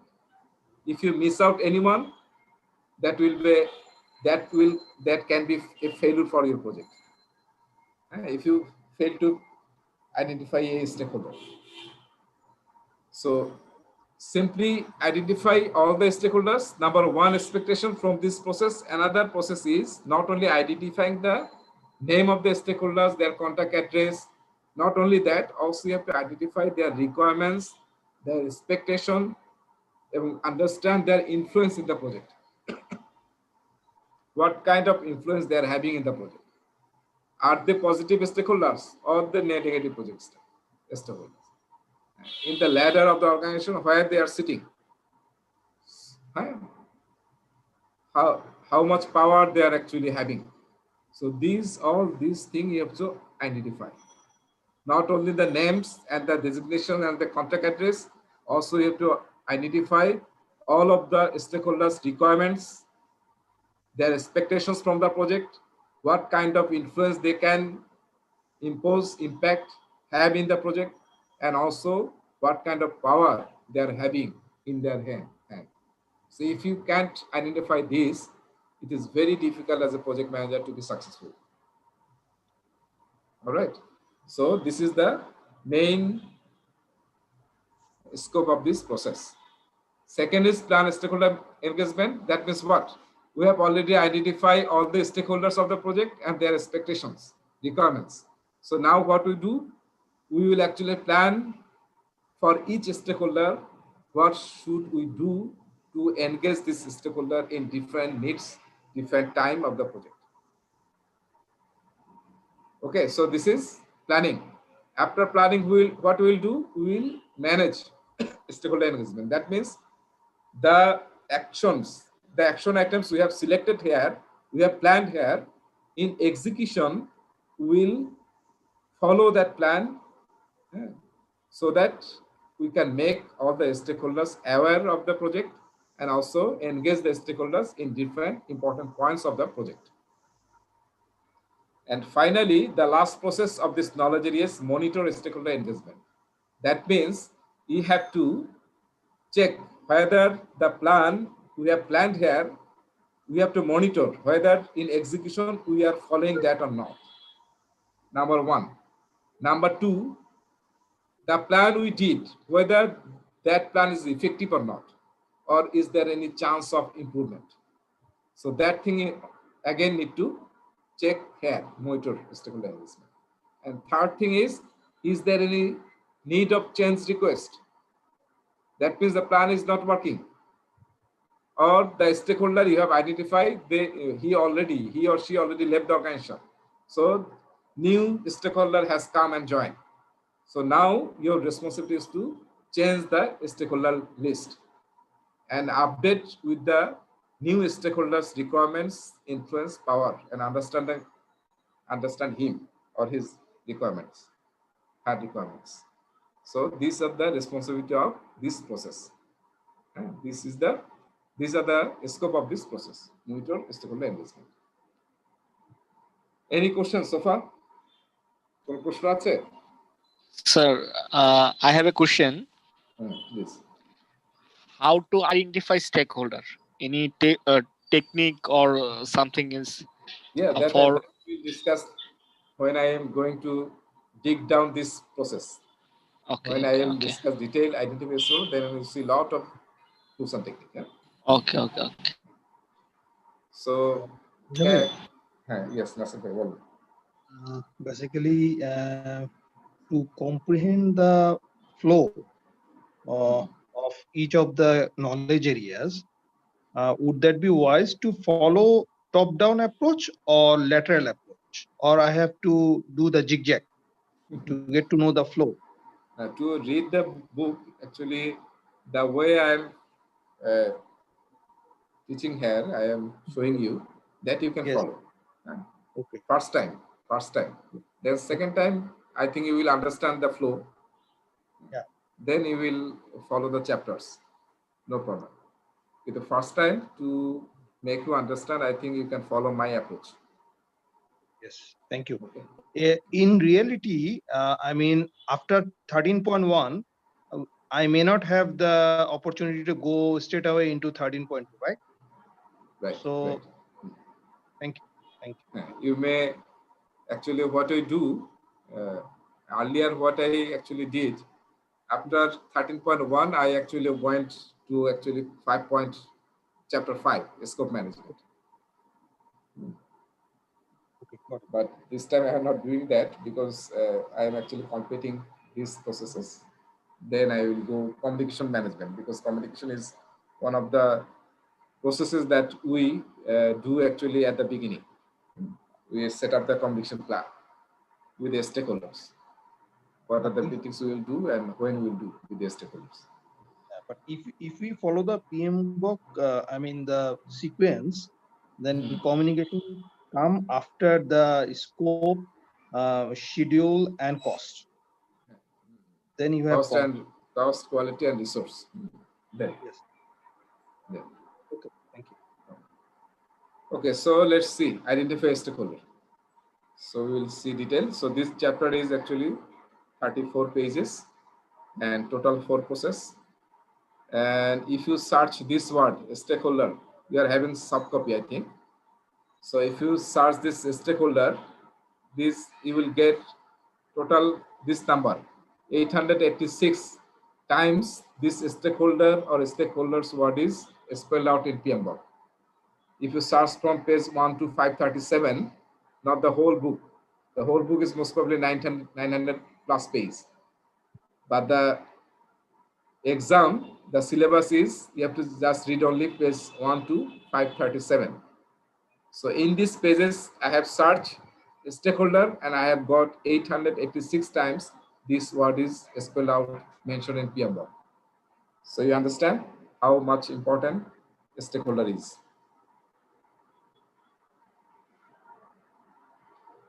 Okay. So these things actually I have already discussed last 10-15 minutes. So I think you have already understand what is the scope of stakeholder management knowledge area, what it does for project, and this is the flow process, and which process group this belongs to, that is mentioned here again.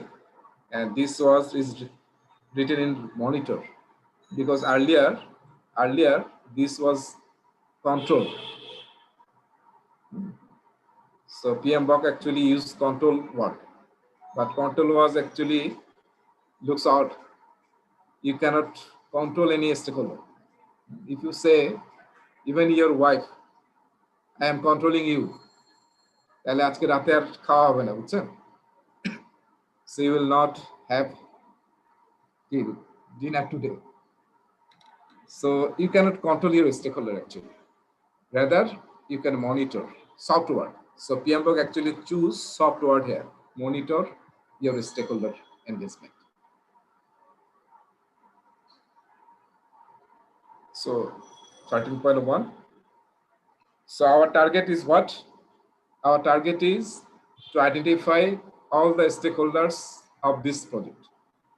After identifying all the stakeholders, where shall I put the names? We shall put the names in a document. The name of the document is stakeholder register. All right. So let me show a stakeholder register document. Then you can get a sense of what actually stakeholder register contain. Let me show you. Where is that? Just I'm taking 1 minute.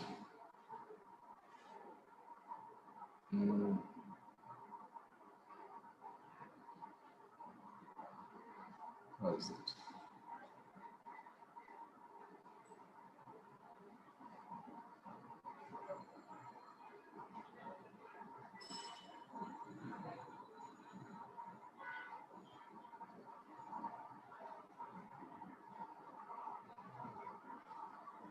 So I am actually attaching this book, providing this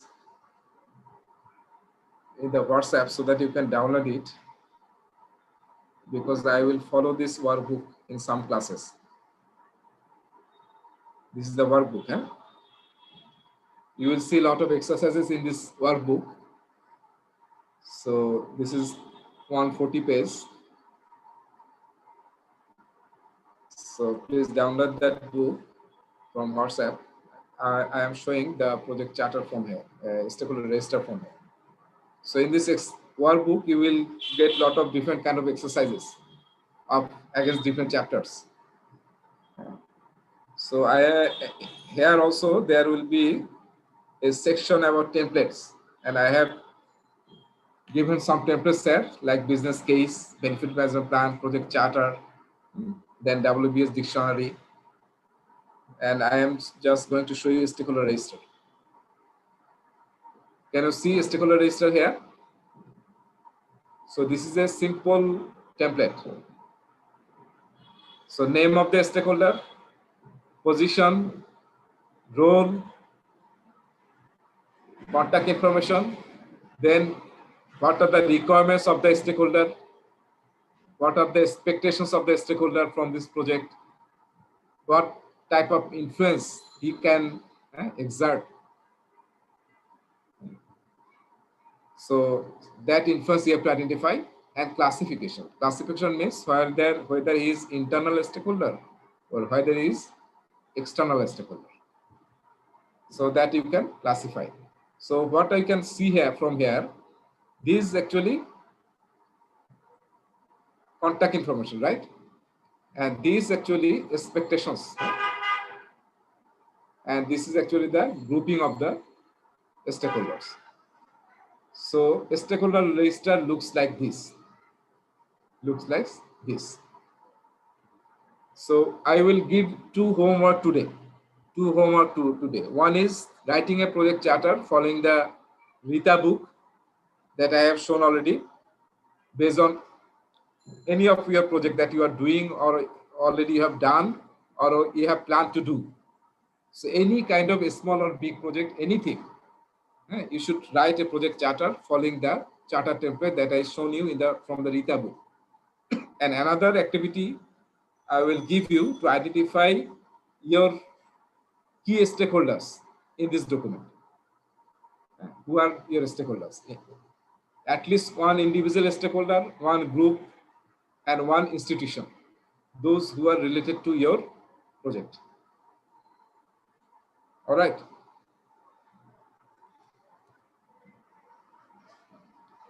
Okay, so let me now discuss about stakeholder register. So our target, what is our target?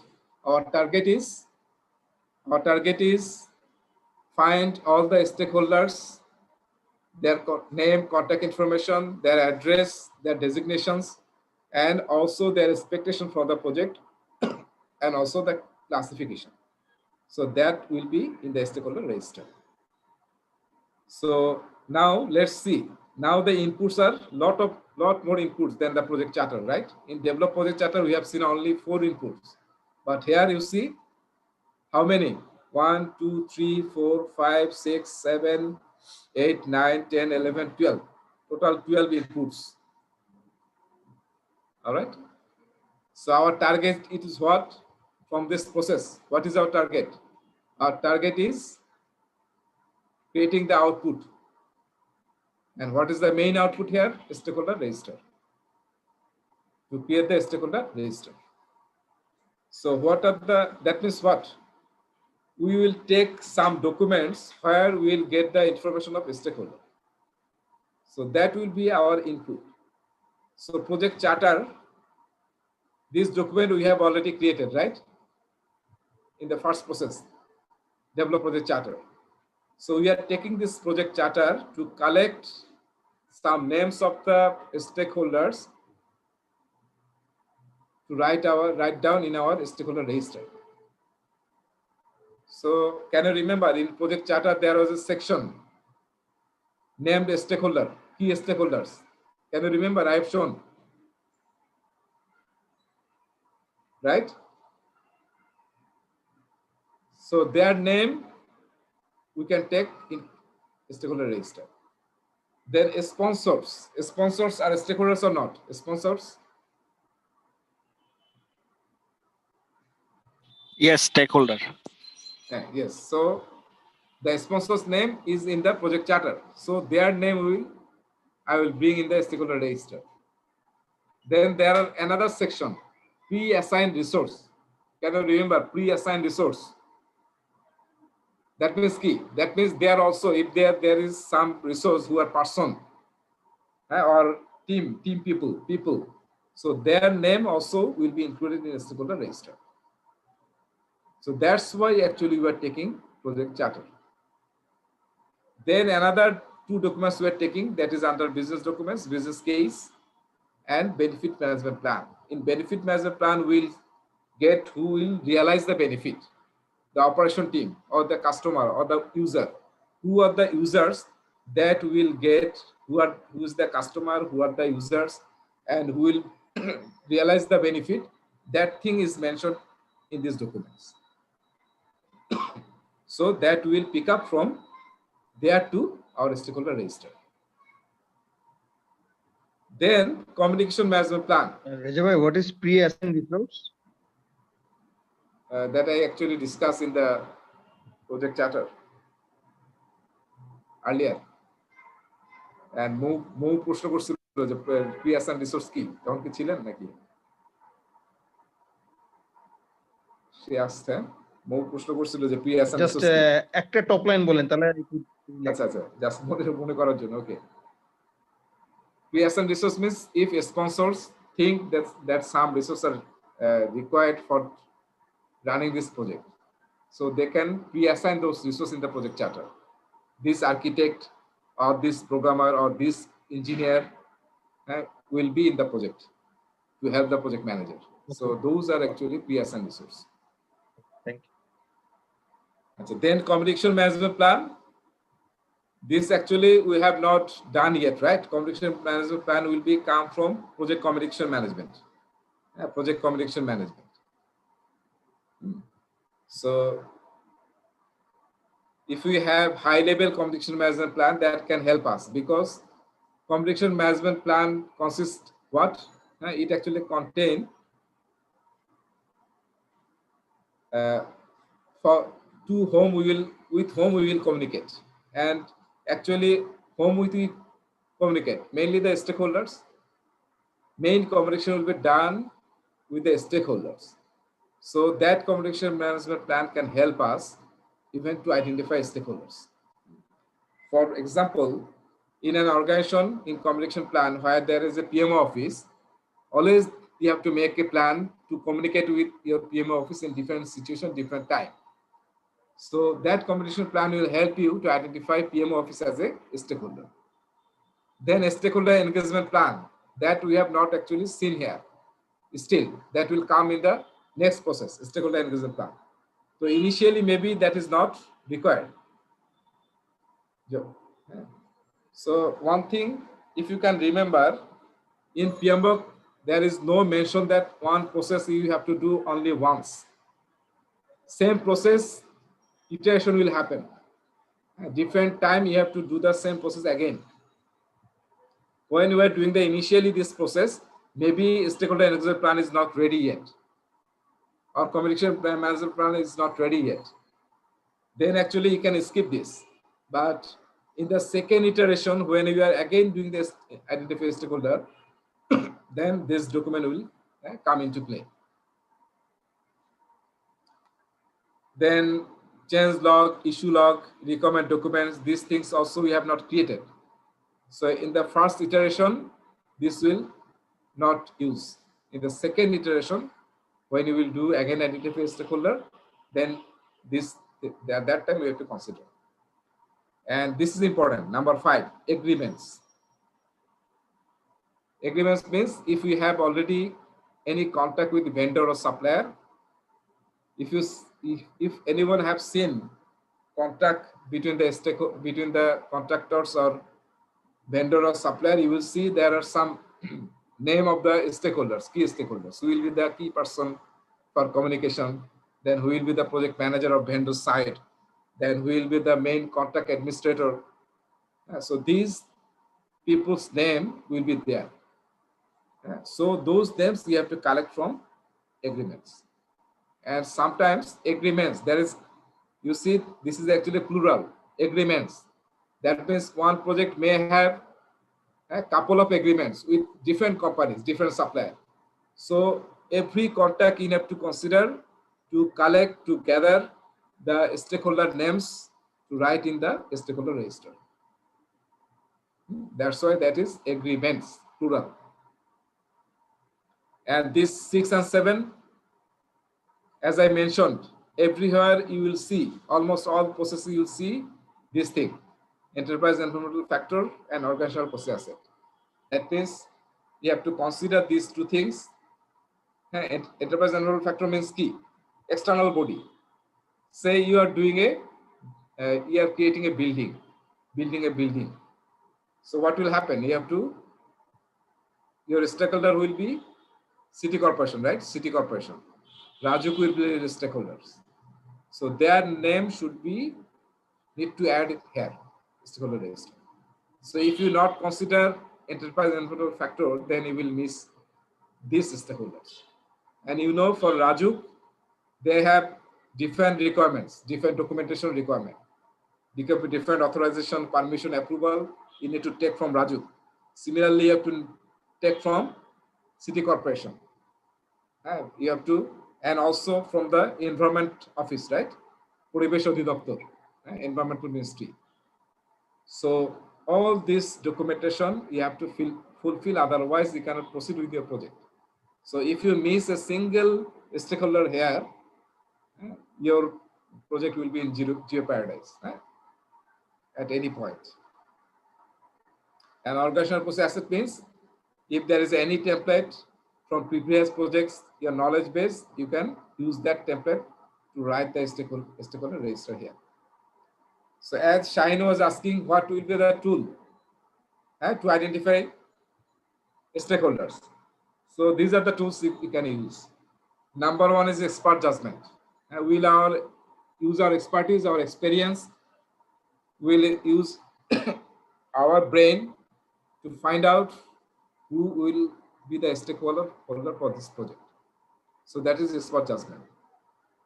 Second thing, data gathering. What kind of data gathering? That means we will gather the names of the stakeholders and their requirements, their expectation, their power, influence. So this is known as stakeholder data gathering. So we can ask questionnaire and surveys and one tool that we can use to collect stakeholder names and expectations. So this is a tool that will be used again and again in different processes in PMBOK. So what is questionnaire and survey? That means we can create some question, or for large audience, we can create some survey to understand the requirements of the stakeholders, right? In first or second class, I have given an example. In 60 villages, you may need to take survey from 1,000 or 10,000 people. So it is very difficult to take interview one by one. It will take a lot of time. It will be costly. Rather, you can take survey. You can set some questionnaire and you can send one guy who can actually fill up that document, or also you can use mobile app. From using mobile app, by using mobile app, you can collect the data, the information. So that is known actually questionnaire and survey. So when we are talking about tools and technique, very important thing is you have to understand what every tool and technique means, the concept behind these tools. And another very important thing is where to use what kind of tools. PMBOK mentioned here 7-8 tools, but it is not necessary that in every project, in every situation, you must have to follow these tools. No, maybe in a project, you will use only questionnaire and survey. You will not use others. In other project, maybe you will use 2 or 3 3 tools. So it will depend upon your expertise and the project requirements. So it is not mandatory that every tools technique, every inputs, every outputs need to use in every project. So second one is brainstorming. So brainstorming already we talked, right? Generating idea, right? Generating idea. So when we will talk about brainstorming, there are actually two terms in brainstorming. One is brain writing. Have you heard this term? Brain writing. And another one is brain storming. So brainstorming means we'll think, we'll generate idea, we'll think about new things. Any idea we're having in our head, we will share in the meeting. So this is the idea generation meeting, brainstorming session. But what is brain writing? Can anyone say what is brain writing? Or anyone heard about this thing, brain writing?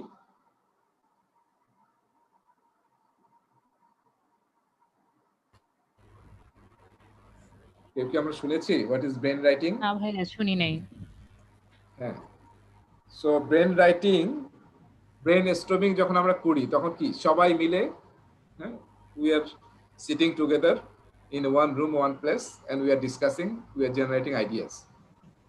Brain writing is what? Brain writing is actually we are sitting together, but first we are giving time individually to think about the generating the idea. What are the idea you are having in your mind individually? And that you have to write in a document before discussing with others. Why this? Because if anyone give any idea, then actually your thinking process actually move with that idea. But if you don't listen to others' idea and just think about yourself and write down all the ideas you are having in your mind, then that will be actually different kind of ideas. It will not be influenced by others. That's why before starting the brainstorming, you should give 5-10 minutes individually, everyone to generate their idea and not to discuss or disclose with the team, with the others. Just write down in a document that then when final brainstorming session will start, then everyone will share his or her idea. So that is known as brain writing. All right. So that way actually you can ভাই একটা question যেটা সেটা হচ্ছে যেমন আপনি যেটা বললেন যে হ্যাঁ আইডেন্টিফাই স্টেক হোল্ডার্স এটার জন্য আমি হচ্ছে টুলস টেকনিক্স ইনপুটস যেগুলো আছে মানে প্রয়োজন বুঝে আমি ওগুলা ইউজ করব, রাইট? তো এখন মানে আমি ইউজটা কি এখানে যে কয়টা টুলস দেওয়া আছে বা যে কয়টা ইনপুটস দেওয়া আছে এগুলোর মধ্যে থেকেই আমাকে ইউজ করতে হবে নাকি এর কম মানে বাইরে থেকেও ইউজ হয়? And you can use from outside of this inputs to techniques and outputs, no issues. But PMBOK actually try to capture the mostly used tools and techniques in the industry. So you can use this, or if you have your own tool that is always open, you can use. All right, because it is not possible to gather and collect all the tools and techniques, inputs, outputs from the industry, because there are a lot of deviations in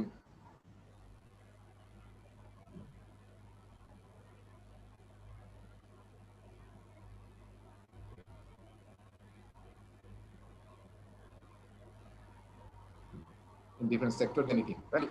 You can actually skip something based on your result. So brainstorming, we actually know what is brainstorming.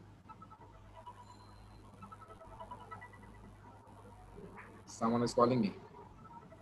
Mobile, if you use mobile data, then another problem is if you call, if anyone call you, then let me see who called me.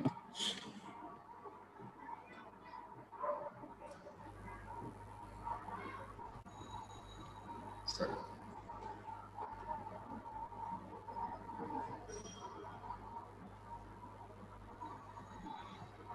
All right. Okay.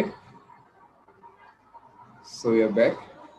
So brainstorming is the same thing that we discussed earlier in the project charter. The same thing you can use here. But please consider also brain writing. That thing is really mentioned here.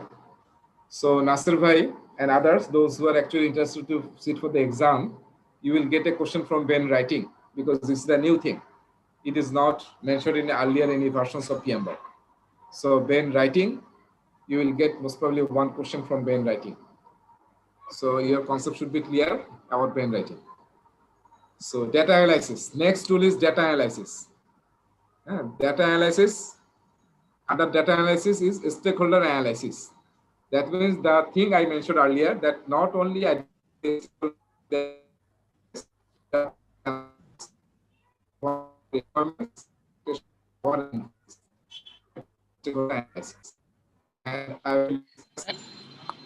কথা বেজে আসতেছে this thing in some detail in later slides. And documentation analysis. Eco হচ্ছে Eco হচ্ছে?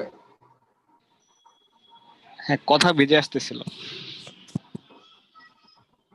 Internet ভালো disturb হচ্ছে না এখন ইয়াতে ফিরে আসবো মোবাইল ডাটা বাদ দিয়ে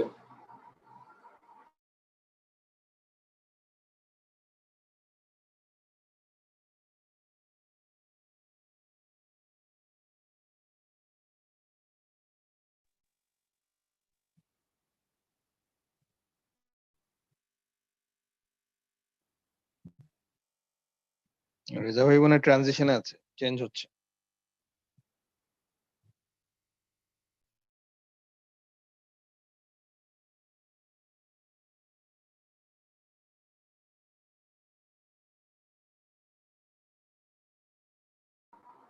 Okay, can you hear me now?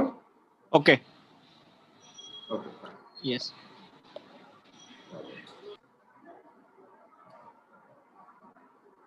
So we were discussing this. All right. So stakeholder analysis. So we will talk more in next slides. Then document analysis. This is a common tool. This is a common tool. Everywhere we use this document analysis. That means we collect documents from the organizations to understand who are the stakeholders and what are the expectations. So document analysis is a common tool. Everywhere when we start a project, first thing generally what we do, we actually try to collect all the existing documents and read out the documents like TOR, contract document, other project related documents that we read and try to understand who are the stakeholders and what are their requirements. Then another graphical tool we will see in this category. When you will see data representation category, that means there are some graphical tool there. Representation means graphical. So we will read a graphical tool about stakeholder identification. That is stakeholder mapping or stakeholder representation. That is a nice tool that is actually used in the industry. We'll see that. And finally, meeting can be another tool. So main output is what? Stakeholder register. And there you see there are additional outputs, right? One is change request. This change request will not happen in the first iteration. Maybe when additional stakeholder will join in the organization, join in the office, or join in the project, then to again identify the stakeholder and his or her requirements, and maybe we will do the iteration again. And sometimes maybe the stakeholder engagement plan, maybe you need to update that plan, right? Then actually you have to do the change request. So initially change request will not come, it will come in the second or third iteration when you are going to do the same thing again. And what you are seeing here, those documents, the planning documents, right? These are the planning documents. So in PMBOK, total 18 planning documents are mentioned. How many? 18. Total 18 planning documentations. Name of the 18 planning documentations are mentioned in PMBOK. So communication management plan, stakeholder engagement plan, among those two, from this 18. So those planning documents we are taking as input. After change request in the second next iteration, maybe you can update the planning documents. This is actually update, which are taking which thing we are taking as input. After doing this process, maybe we need to update those documents. So that is I mentioned here in update section, plan updates. And another thing is project document updates. So other than the planning documents, rest of the documents are named as project documents. Let me share is a concept about documentation in PMBOK, because I will mention this again and again. So there are 4 kinds of documentation in PMBOK. PMBOK actually talk about 4 kinds of documents. So one category of documents is known as planning documents, plan documents, right? Second category is known as project document, project document. Third category is mentioned as business document, and last category is procurement document. So in PMBOK, again and again we will see mention of these 4 categories of documents. All right, 4 categories. So business document, how many business documents we have seen so far? Can anyone say how many business documents we have seen so far?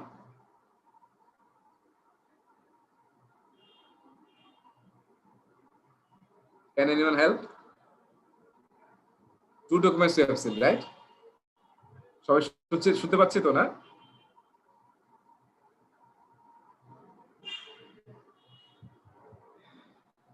সবাই শুনতে পাচ্ছি? জি sir শুনতেছি। হ্যাঁ। So বলতে হবে তো business document, two documents, business case, another one what? Business benefit management plan. এটা বলতে আমার অলরেডি মুখ ব্যথা হয়ে গেল। So these 2 documents falls under business documents. So under business document, there are total 2 documents mentioned in PMBOK. In planning, under planning document, we will see total 18 documents. Okay, and in under project document, this is project document, you will see 33 documents mentioned in PMBOK. And number of procurement documents, that is actually not mentioned in PMBOK. Name of the documents mentioned, but how many procurement documents will be used in project, that is not mentioned in PMBOK. Because procurement document you cannot actually fix, because it depends upon the procurement entities and procurement rules and regulations of that country or of that organizations. So you cannot actually specify how many documents you will use for procurement. So that's why there are main documents, name of the main documents are mentioned in PMBOK that are generally used in procurement, but the total number is not mentioned because it is not possible to mention. So 18 is planning document, 33 is project documents, 2 documents are business documents that we have already discussed in chapter 1, and others are actually procurement documents.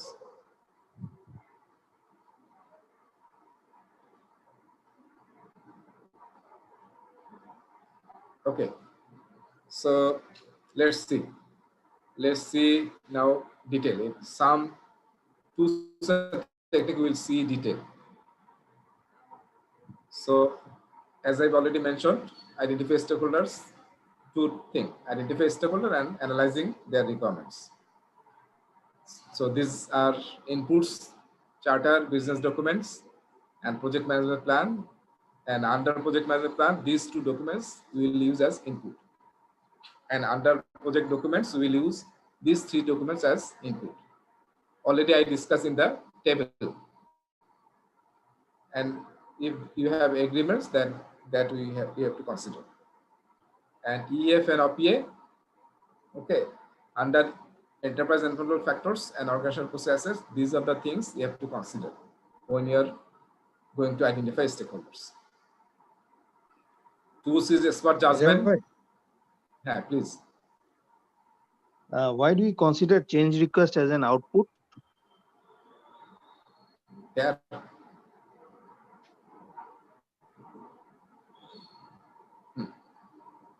Because if there is any change, for example, a new stakeholder joined in the organization that we have not analyzed yet. So when we will identify the new stakeholder and we will identify their expectations, maybe that is different than earlier expectations. Then these change requests will actually push to replan our stakeholder engagement plan. Yes. Considering the new stakeholder, we have to update our engagement plan. So that change request will actually work as a catalyst for changing the plan. Okay. Okay. Thank you. So data gathering, we have already talked questionnaire and survey. If the audience is big size, then we will use that. And brainstorming, one is brain writing and one is brainstorming, right? And stakeholder analysis, when we are going to analyze the stakeholders, you have to find out what kind of interest, rights, ownership, knowledge, or contribution the person, the people have in this project that you have to consider. This is actually known as the stakes of the stakeholder. So at least you have to consider these things when you are going to analyze the stakeholders. And one thing I was mentioning that stakeholder mapping or representation tool, that is actually a graphical presentation. So these graphs, these figures are not in PM, are not having in PMBOK. You will not see this. So this is actually collected from internet, over the internet. And also you will not see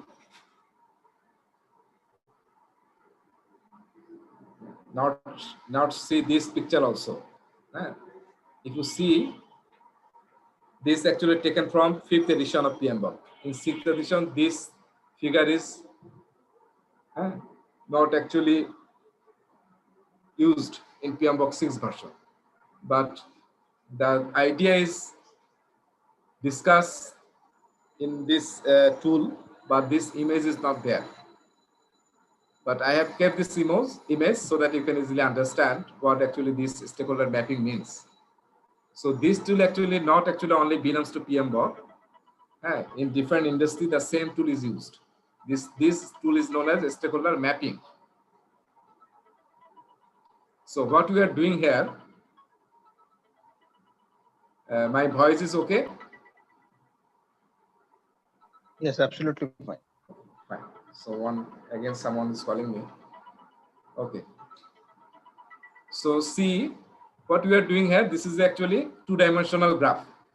So in x-axis, we put interest of the stakeholder, and in y-axis, we put power of the stakeholder. Okay, power means what? The secretary is having the most power of a ministry, right? The secretary. And after the secretary, who will having the most power? That additional secretary. Then joint secretary, then deputy secretary, right? Then senior assistant secretary.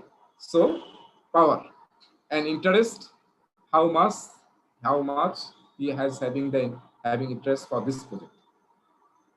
So what we are seeing here, these A, B, C, D, E, F, G, these are the actually, maybe you can use the name or you can use the ID of the stakeholder. So say you have 1, 2, 3, 4, 5, 6, 7, 8. 8 stakeholders you have identified, and these are the IDs for those stakeholders, right? So what you are going to do now, you are actually created this two-dimensional graph, and you have actually divided this into 4 quadrants, right? 4 quadrants. So what we are seeing here, those stakeholders who are actually under this quadrant, see, this quadrant, BHF.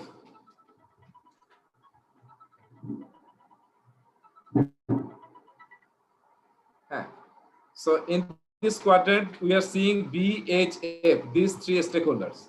So what this quadrant means, these stakeholders are actually having highest, right, high.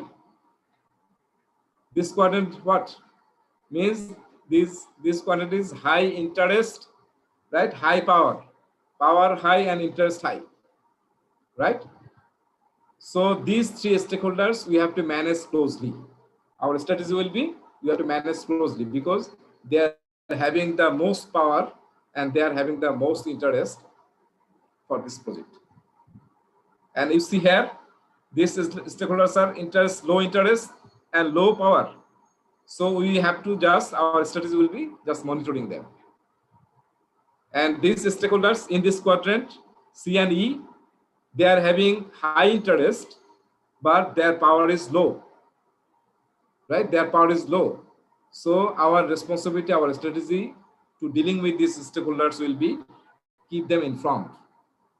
In different situation, we have to keep them informed, sending email or keeping them in email, keeping in the meetings, keeping them in loop. We will keep them informed. And you see in this quadrant, what happens? Interest is low. For this quadrant people, their interest is low, but they are actually high power people. They are having high power. Okay. So what our strategy will be? We have to keep them satisfied because maybe they are not having interest, but they are actually powerful. So if they are not satisfied or they want to make some ado or some problem in the project, they can easily make. So that's why always as a project manager, you have to focus on keeping them satisfied. Have you understood this? Very nice thing. Yes, sir. So you can use this after identifying a stakeholder. You can use this mapping to analyze them. So those people who will be here, you have to close them, manage them closely. Otherwise, you can't make your project successful.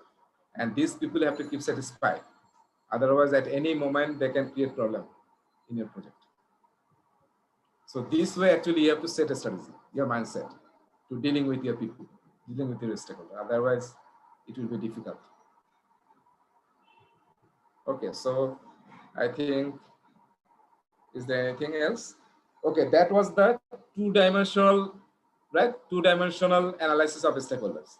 But now PMBOK is saying that stakeholders are becoming so complex now that you can actually just using two-dimensional, only power and interest, or power or influence, interest, influence, only analyzing two attributes of the stakeholders. You cannot actually understand your stakeholders. You have to, what you have to do, you have to actually think, consider other attributes also. Not only interest power, you see, not only interest power, maybe you have to add attitude also. That means you have to use three-dimensional analysis, 3 or 4 or multi-dimensional. PMBOK says not three-dimensional only. Cube means three-dimensional, but you have to use multi-dimensional attributes to analyze your stakeholders. So this figure also is not in PMBOK. This is taken from wiki, internet. So main idea is the two-dimensional thing we used earlier, but now the stakeholders are becoming so complex. So not only two-dimensional attribute can give you the proper analysis for the stakeholders. You have to use cube, multi-dimensional attributes to analyze your stakeholders and understand your stakeholders.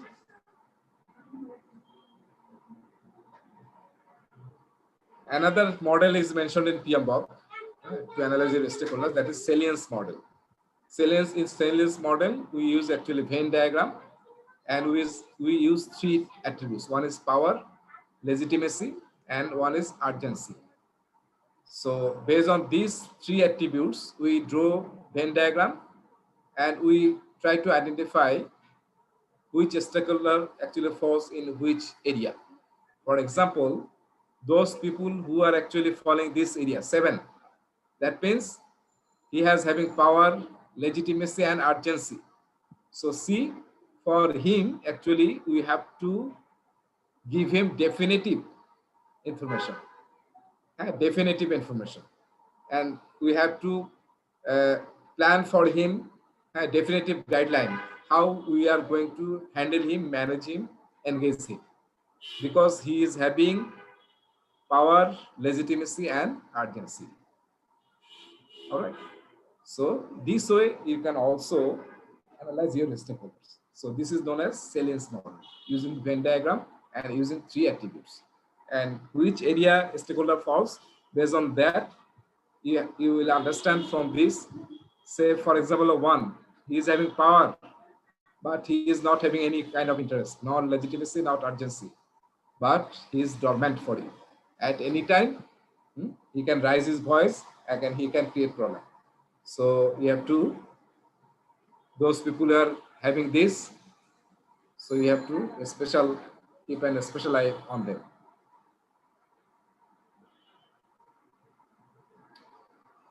Okay, when you are analyzing, you also analyze upward. Who are your, you have to consider your bosses in the ladder. Who are your up? Say maybe you are project manager because you are having program manager, portfolio managers. Maybe you are reporting to functional managers and PMO office. So you have to do an upward analysis if they have any requirement. Downward, that means your team or who are working below you. So that analysis you need to do. Outward means external, outside of the organization. Whom do you need to consider and how you have to communicate with them? How do we make them happy? How do you identify them and meet their requirements? Then sideward means your peer project managers. Your peer project managers is meaning sidewards. So also you have to work with that peer project managers, because maybe in different situation and different work activities, you have to take help from them. And prioritization, you have to also prioritize your stakeholders, who will be the stakeholders that you need to frequently engage with them or engage them in the project. That prioritization you need to do. One very critical thing, you have to understand all the information you are capturing in a stakeholder register that cannot be shared with everyone, right? Maybe you're saying that stakeholder is dormant, or so that information should not be seen by the stakeholder. So there will be a lot of information related to stakeholder engagement that you should not place in the shared document, so that everyone can see, because that will create another problem. So even in PMBOK, if you read thoroughly, you will see there will be 1-2 lines that all the information you are doing in stakeholder engagement, that should not be in the shared document.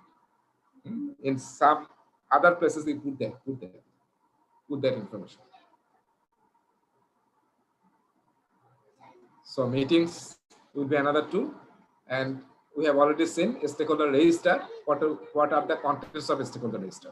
One is the identification information, assessment information, requirement, expectation, influence. Those are actually assessment information, and classification, whether they are internal or external, or you can use any kind of classification. You can use upward, downward, any kind of. So that is actually discussion of your requirement.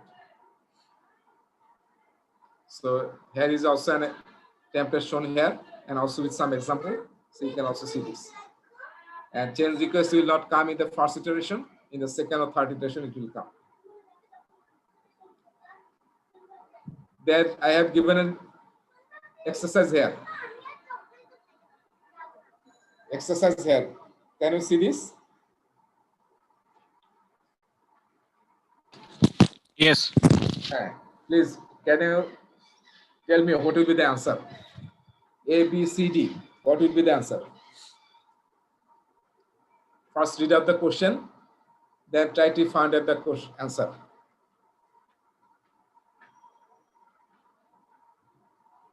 If anyone get the answer, please let me know.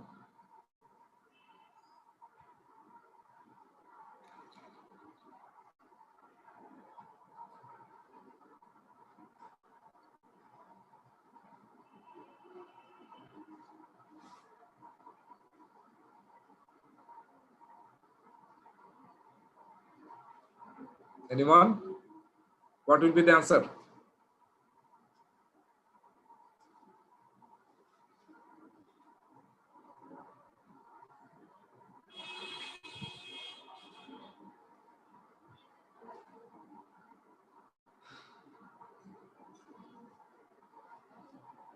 পারছি কেউ পারছি?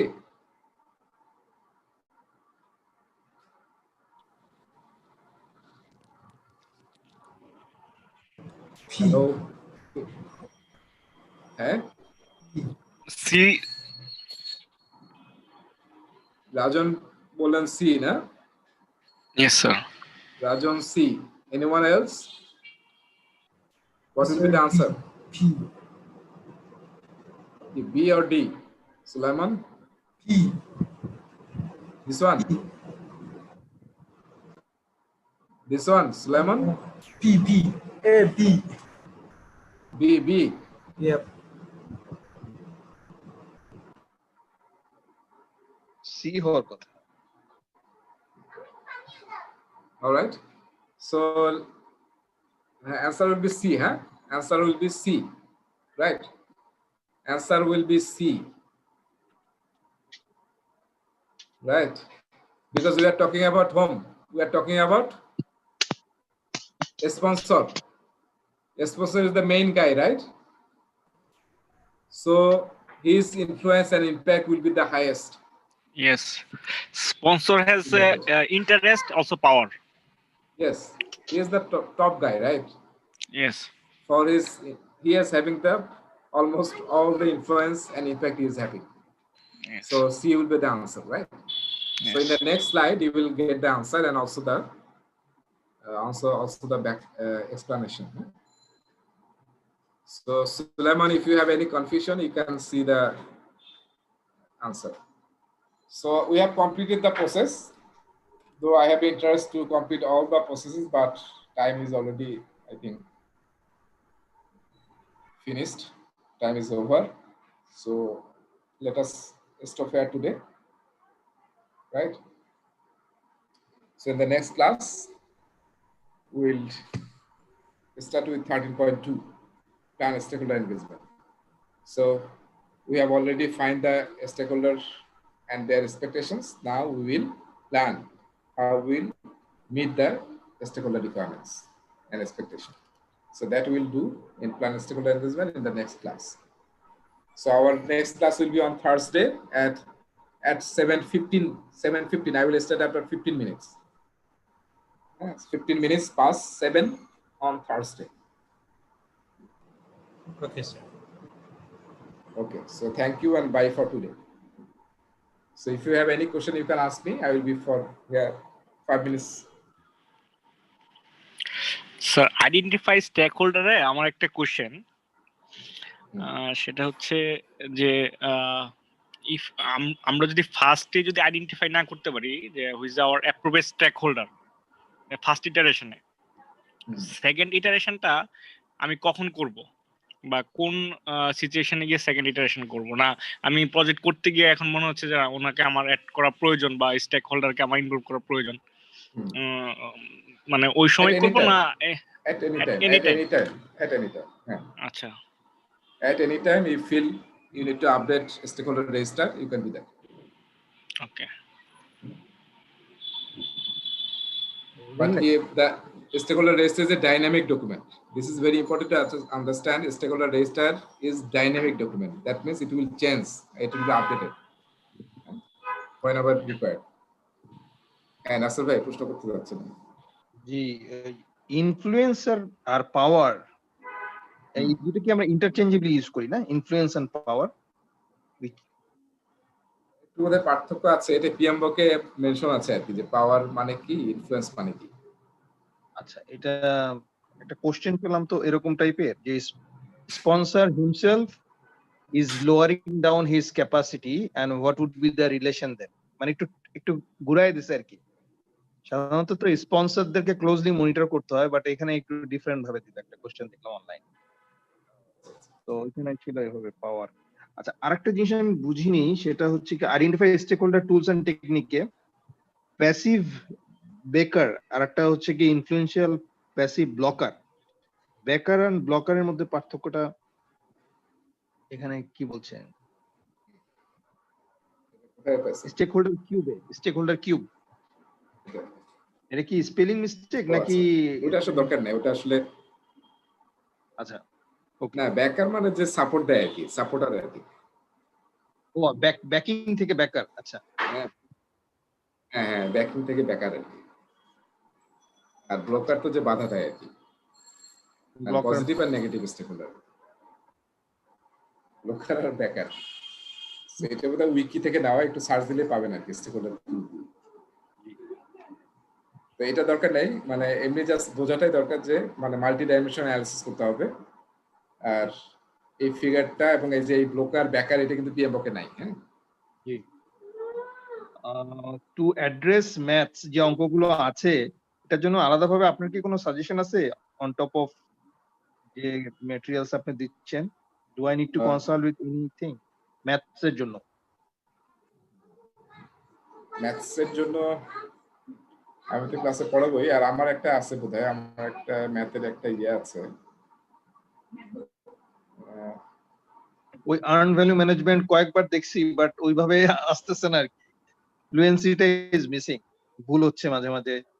সেই জন্য চিন্তা করলাম যে আলাদাভাবে একটু অ্যাডিশনাল ফোকাস দিলে হয়তো বা রেজাল্ট কিছুটা হলো ভালো আসবে এখানে। মানে ম্যাথের আমি একটা ইয়ে দিছিলাম, যে চ্যাপ্টারে একটা ক্লাস দিছিলাম অবশ্য, সেটার একটা প্রেজেন্টেশন স্লাইড আছে আমার, সেটা আমি তাহলে শেয়ার করে দেবো।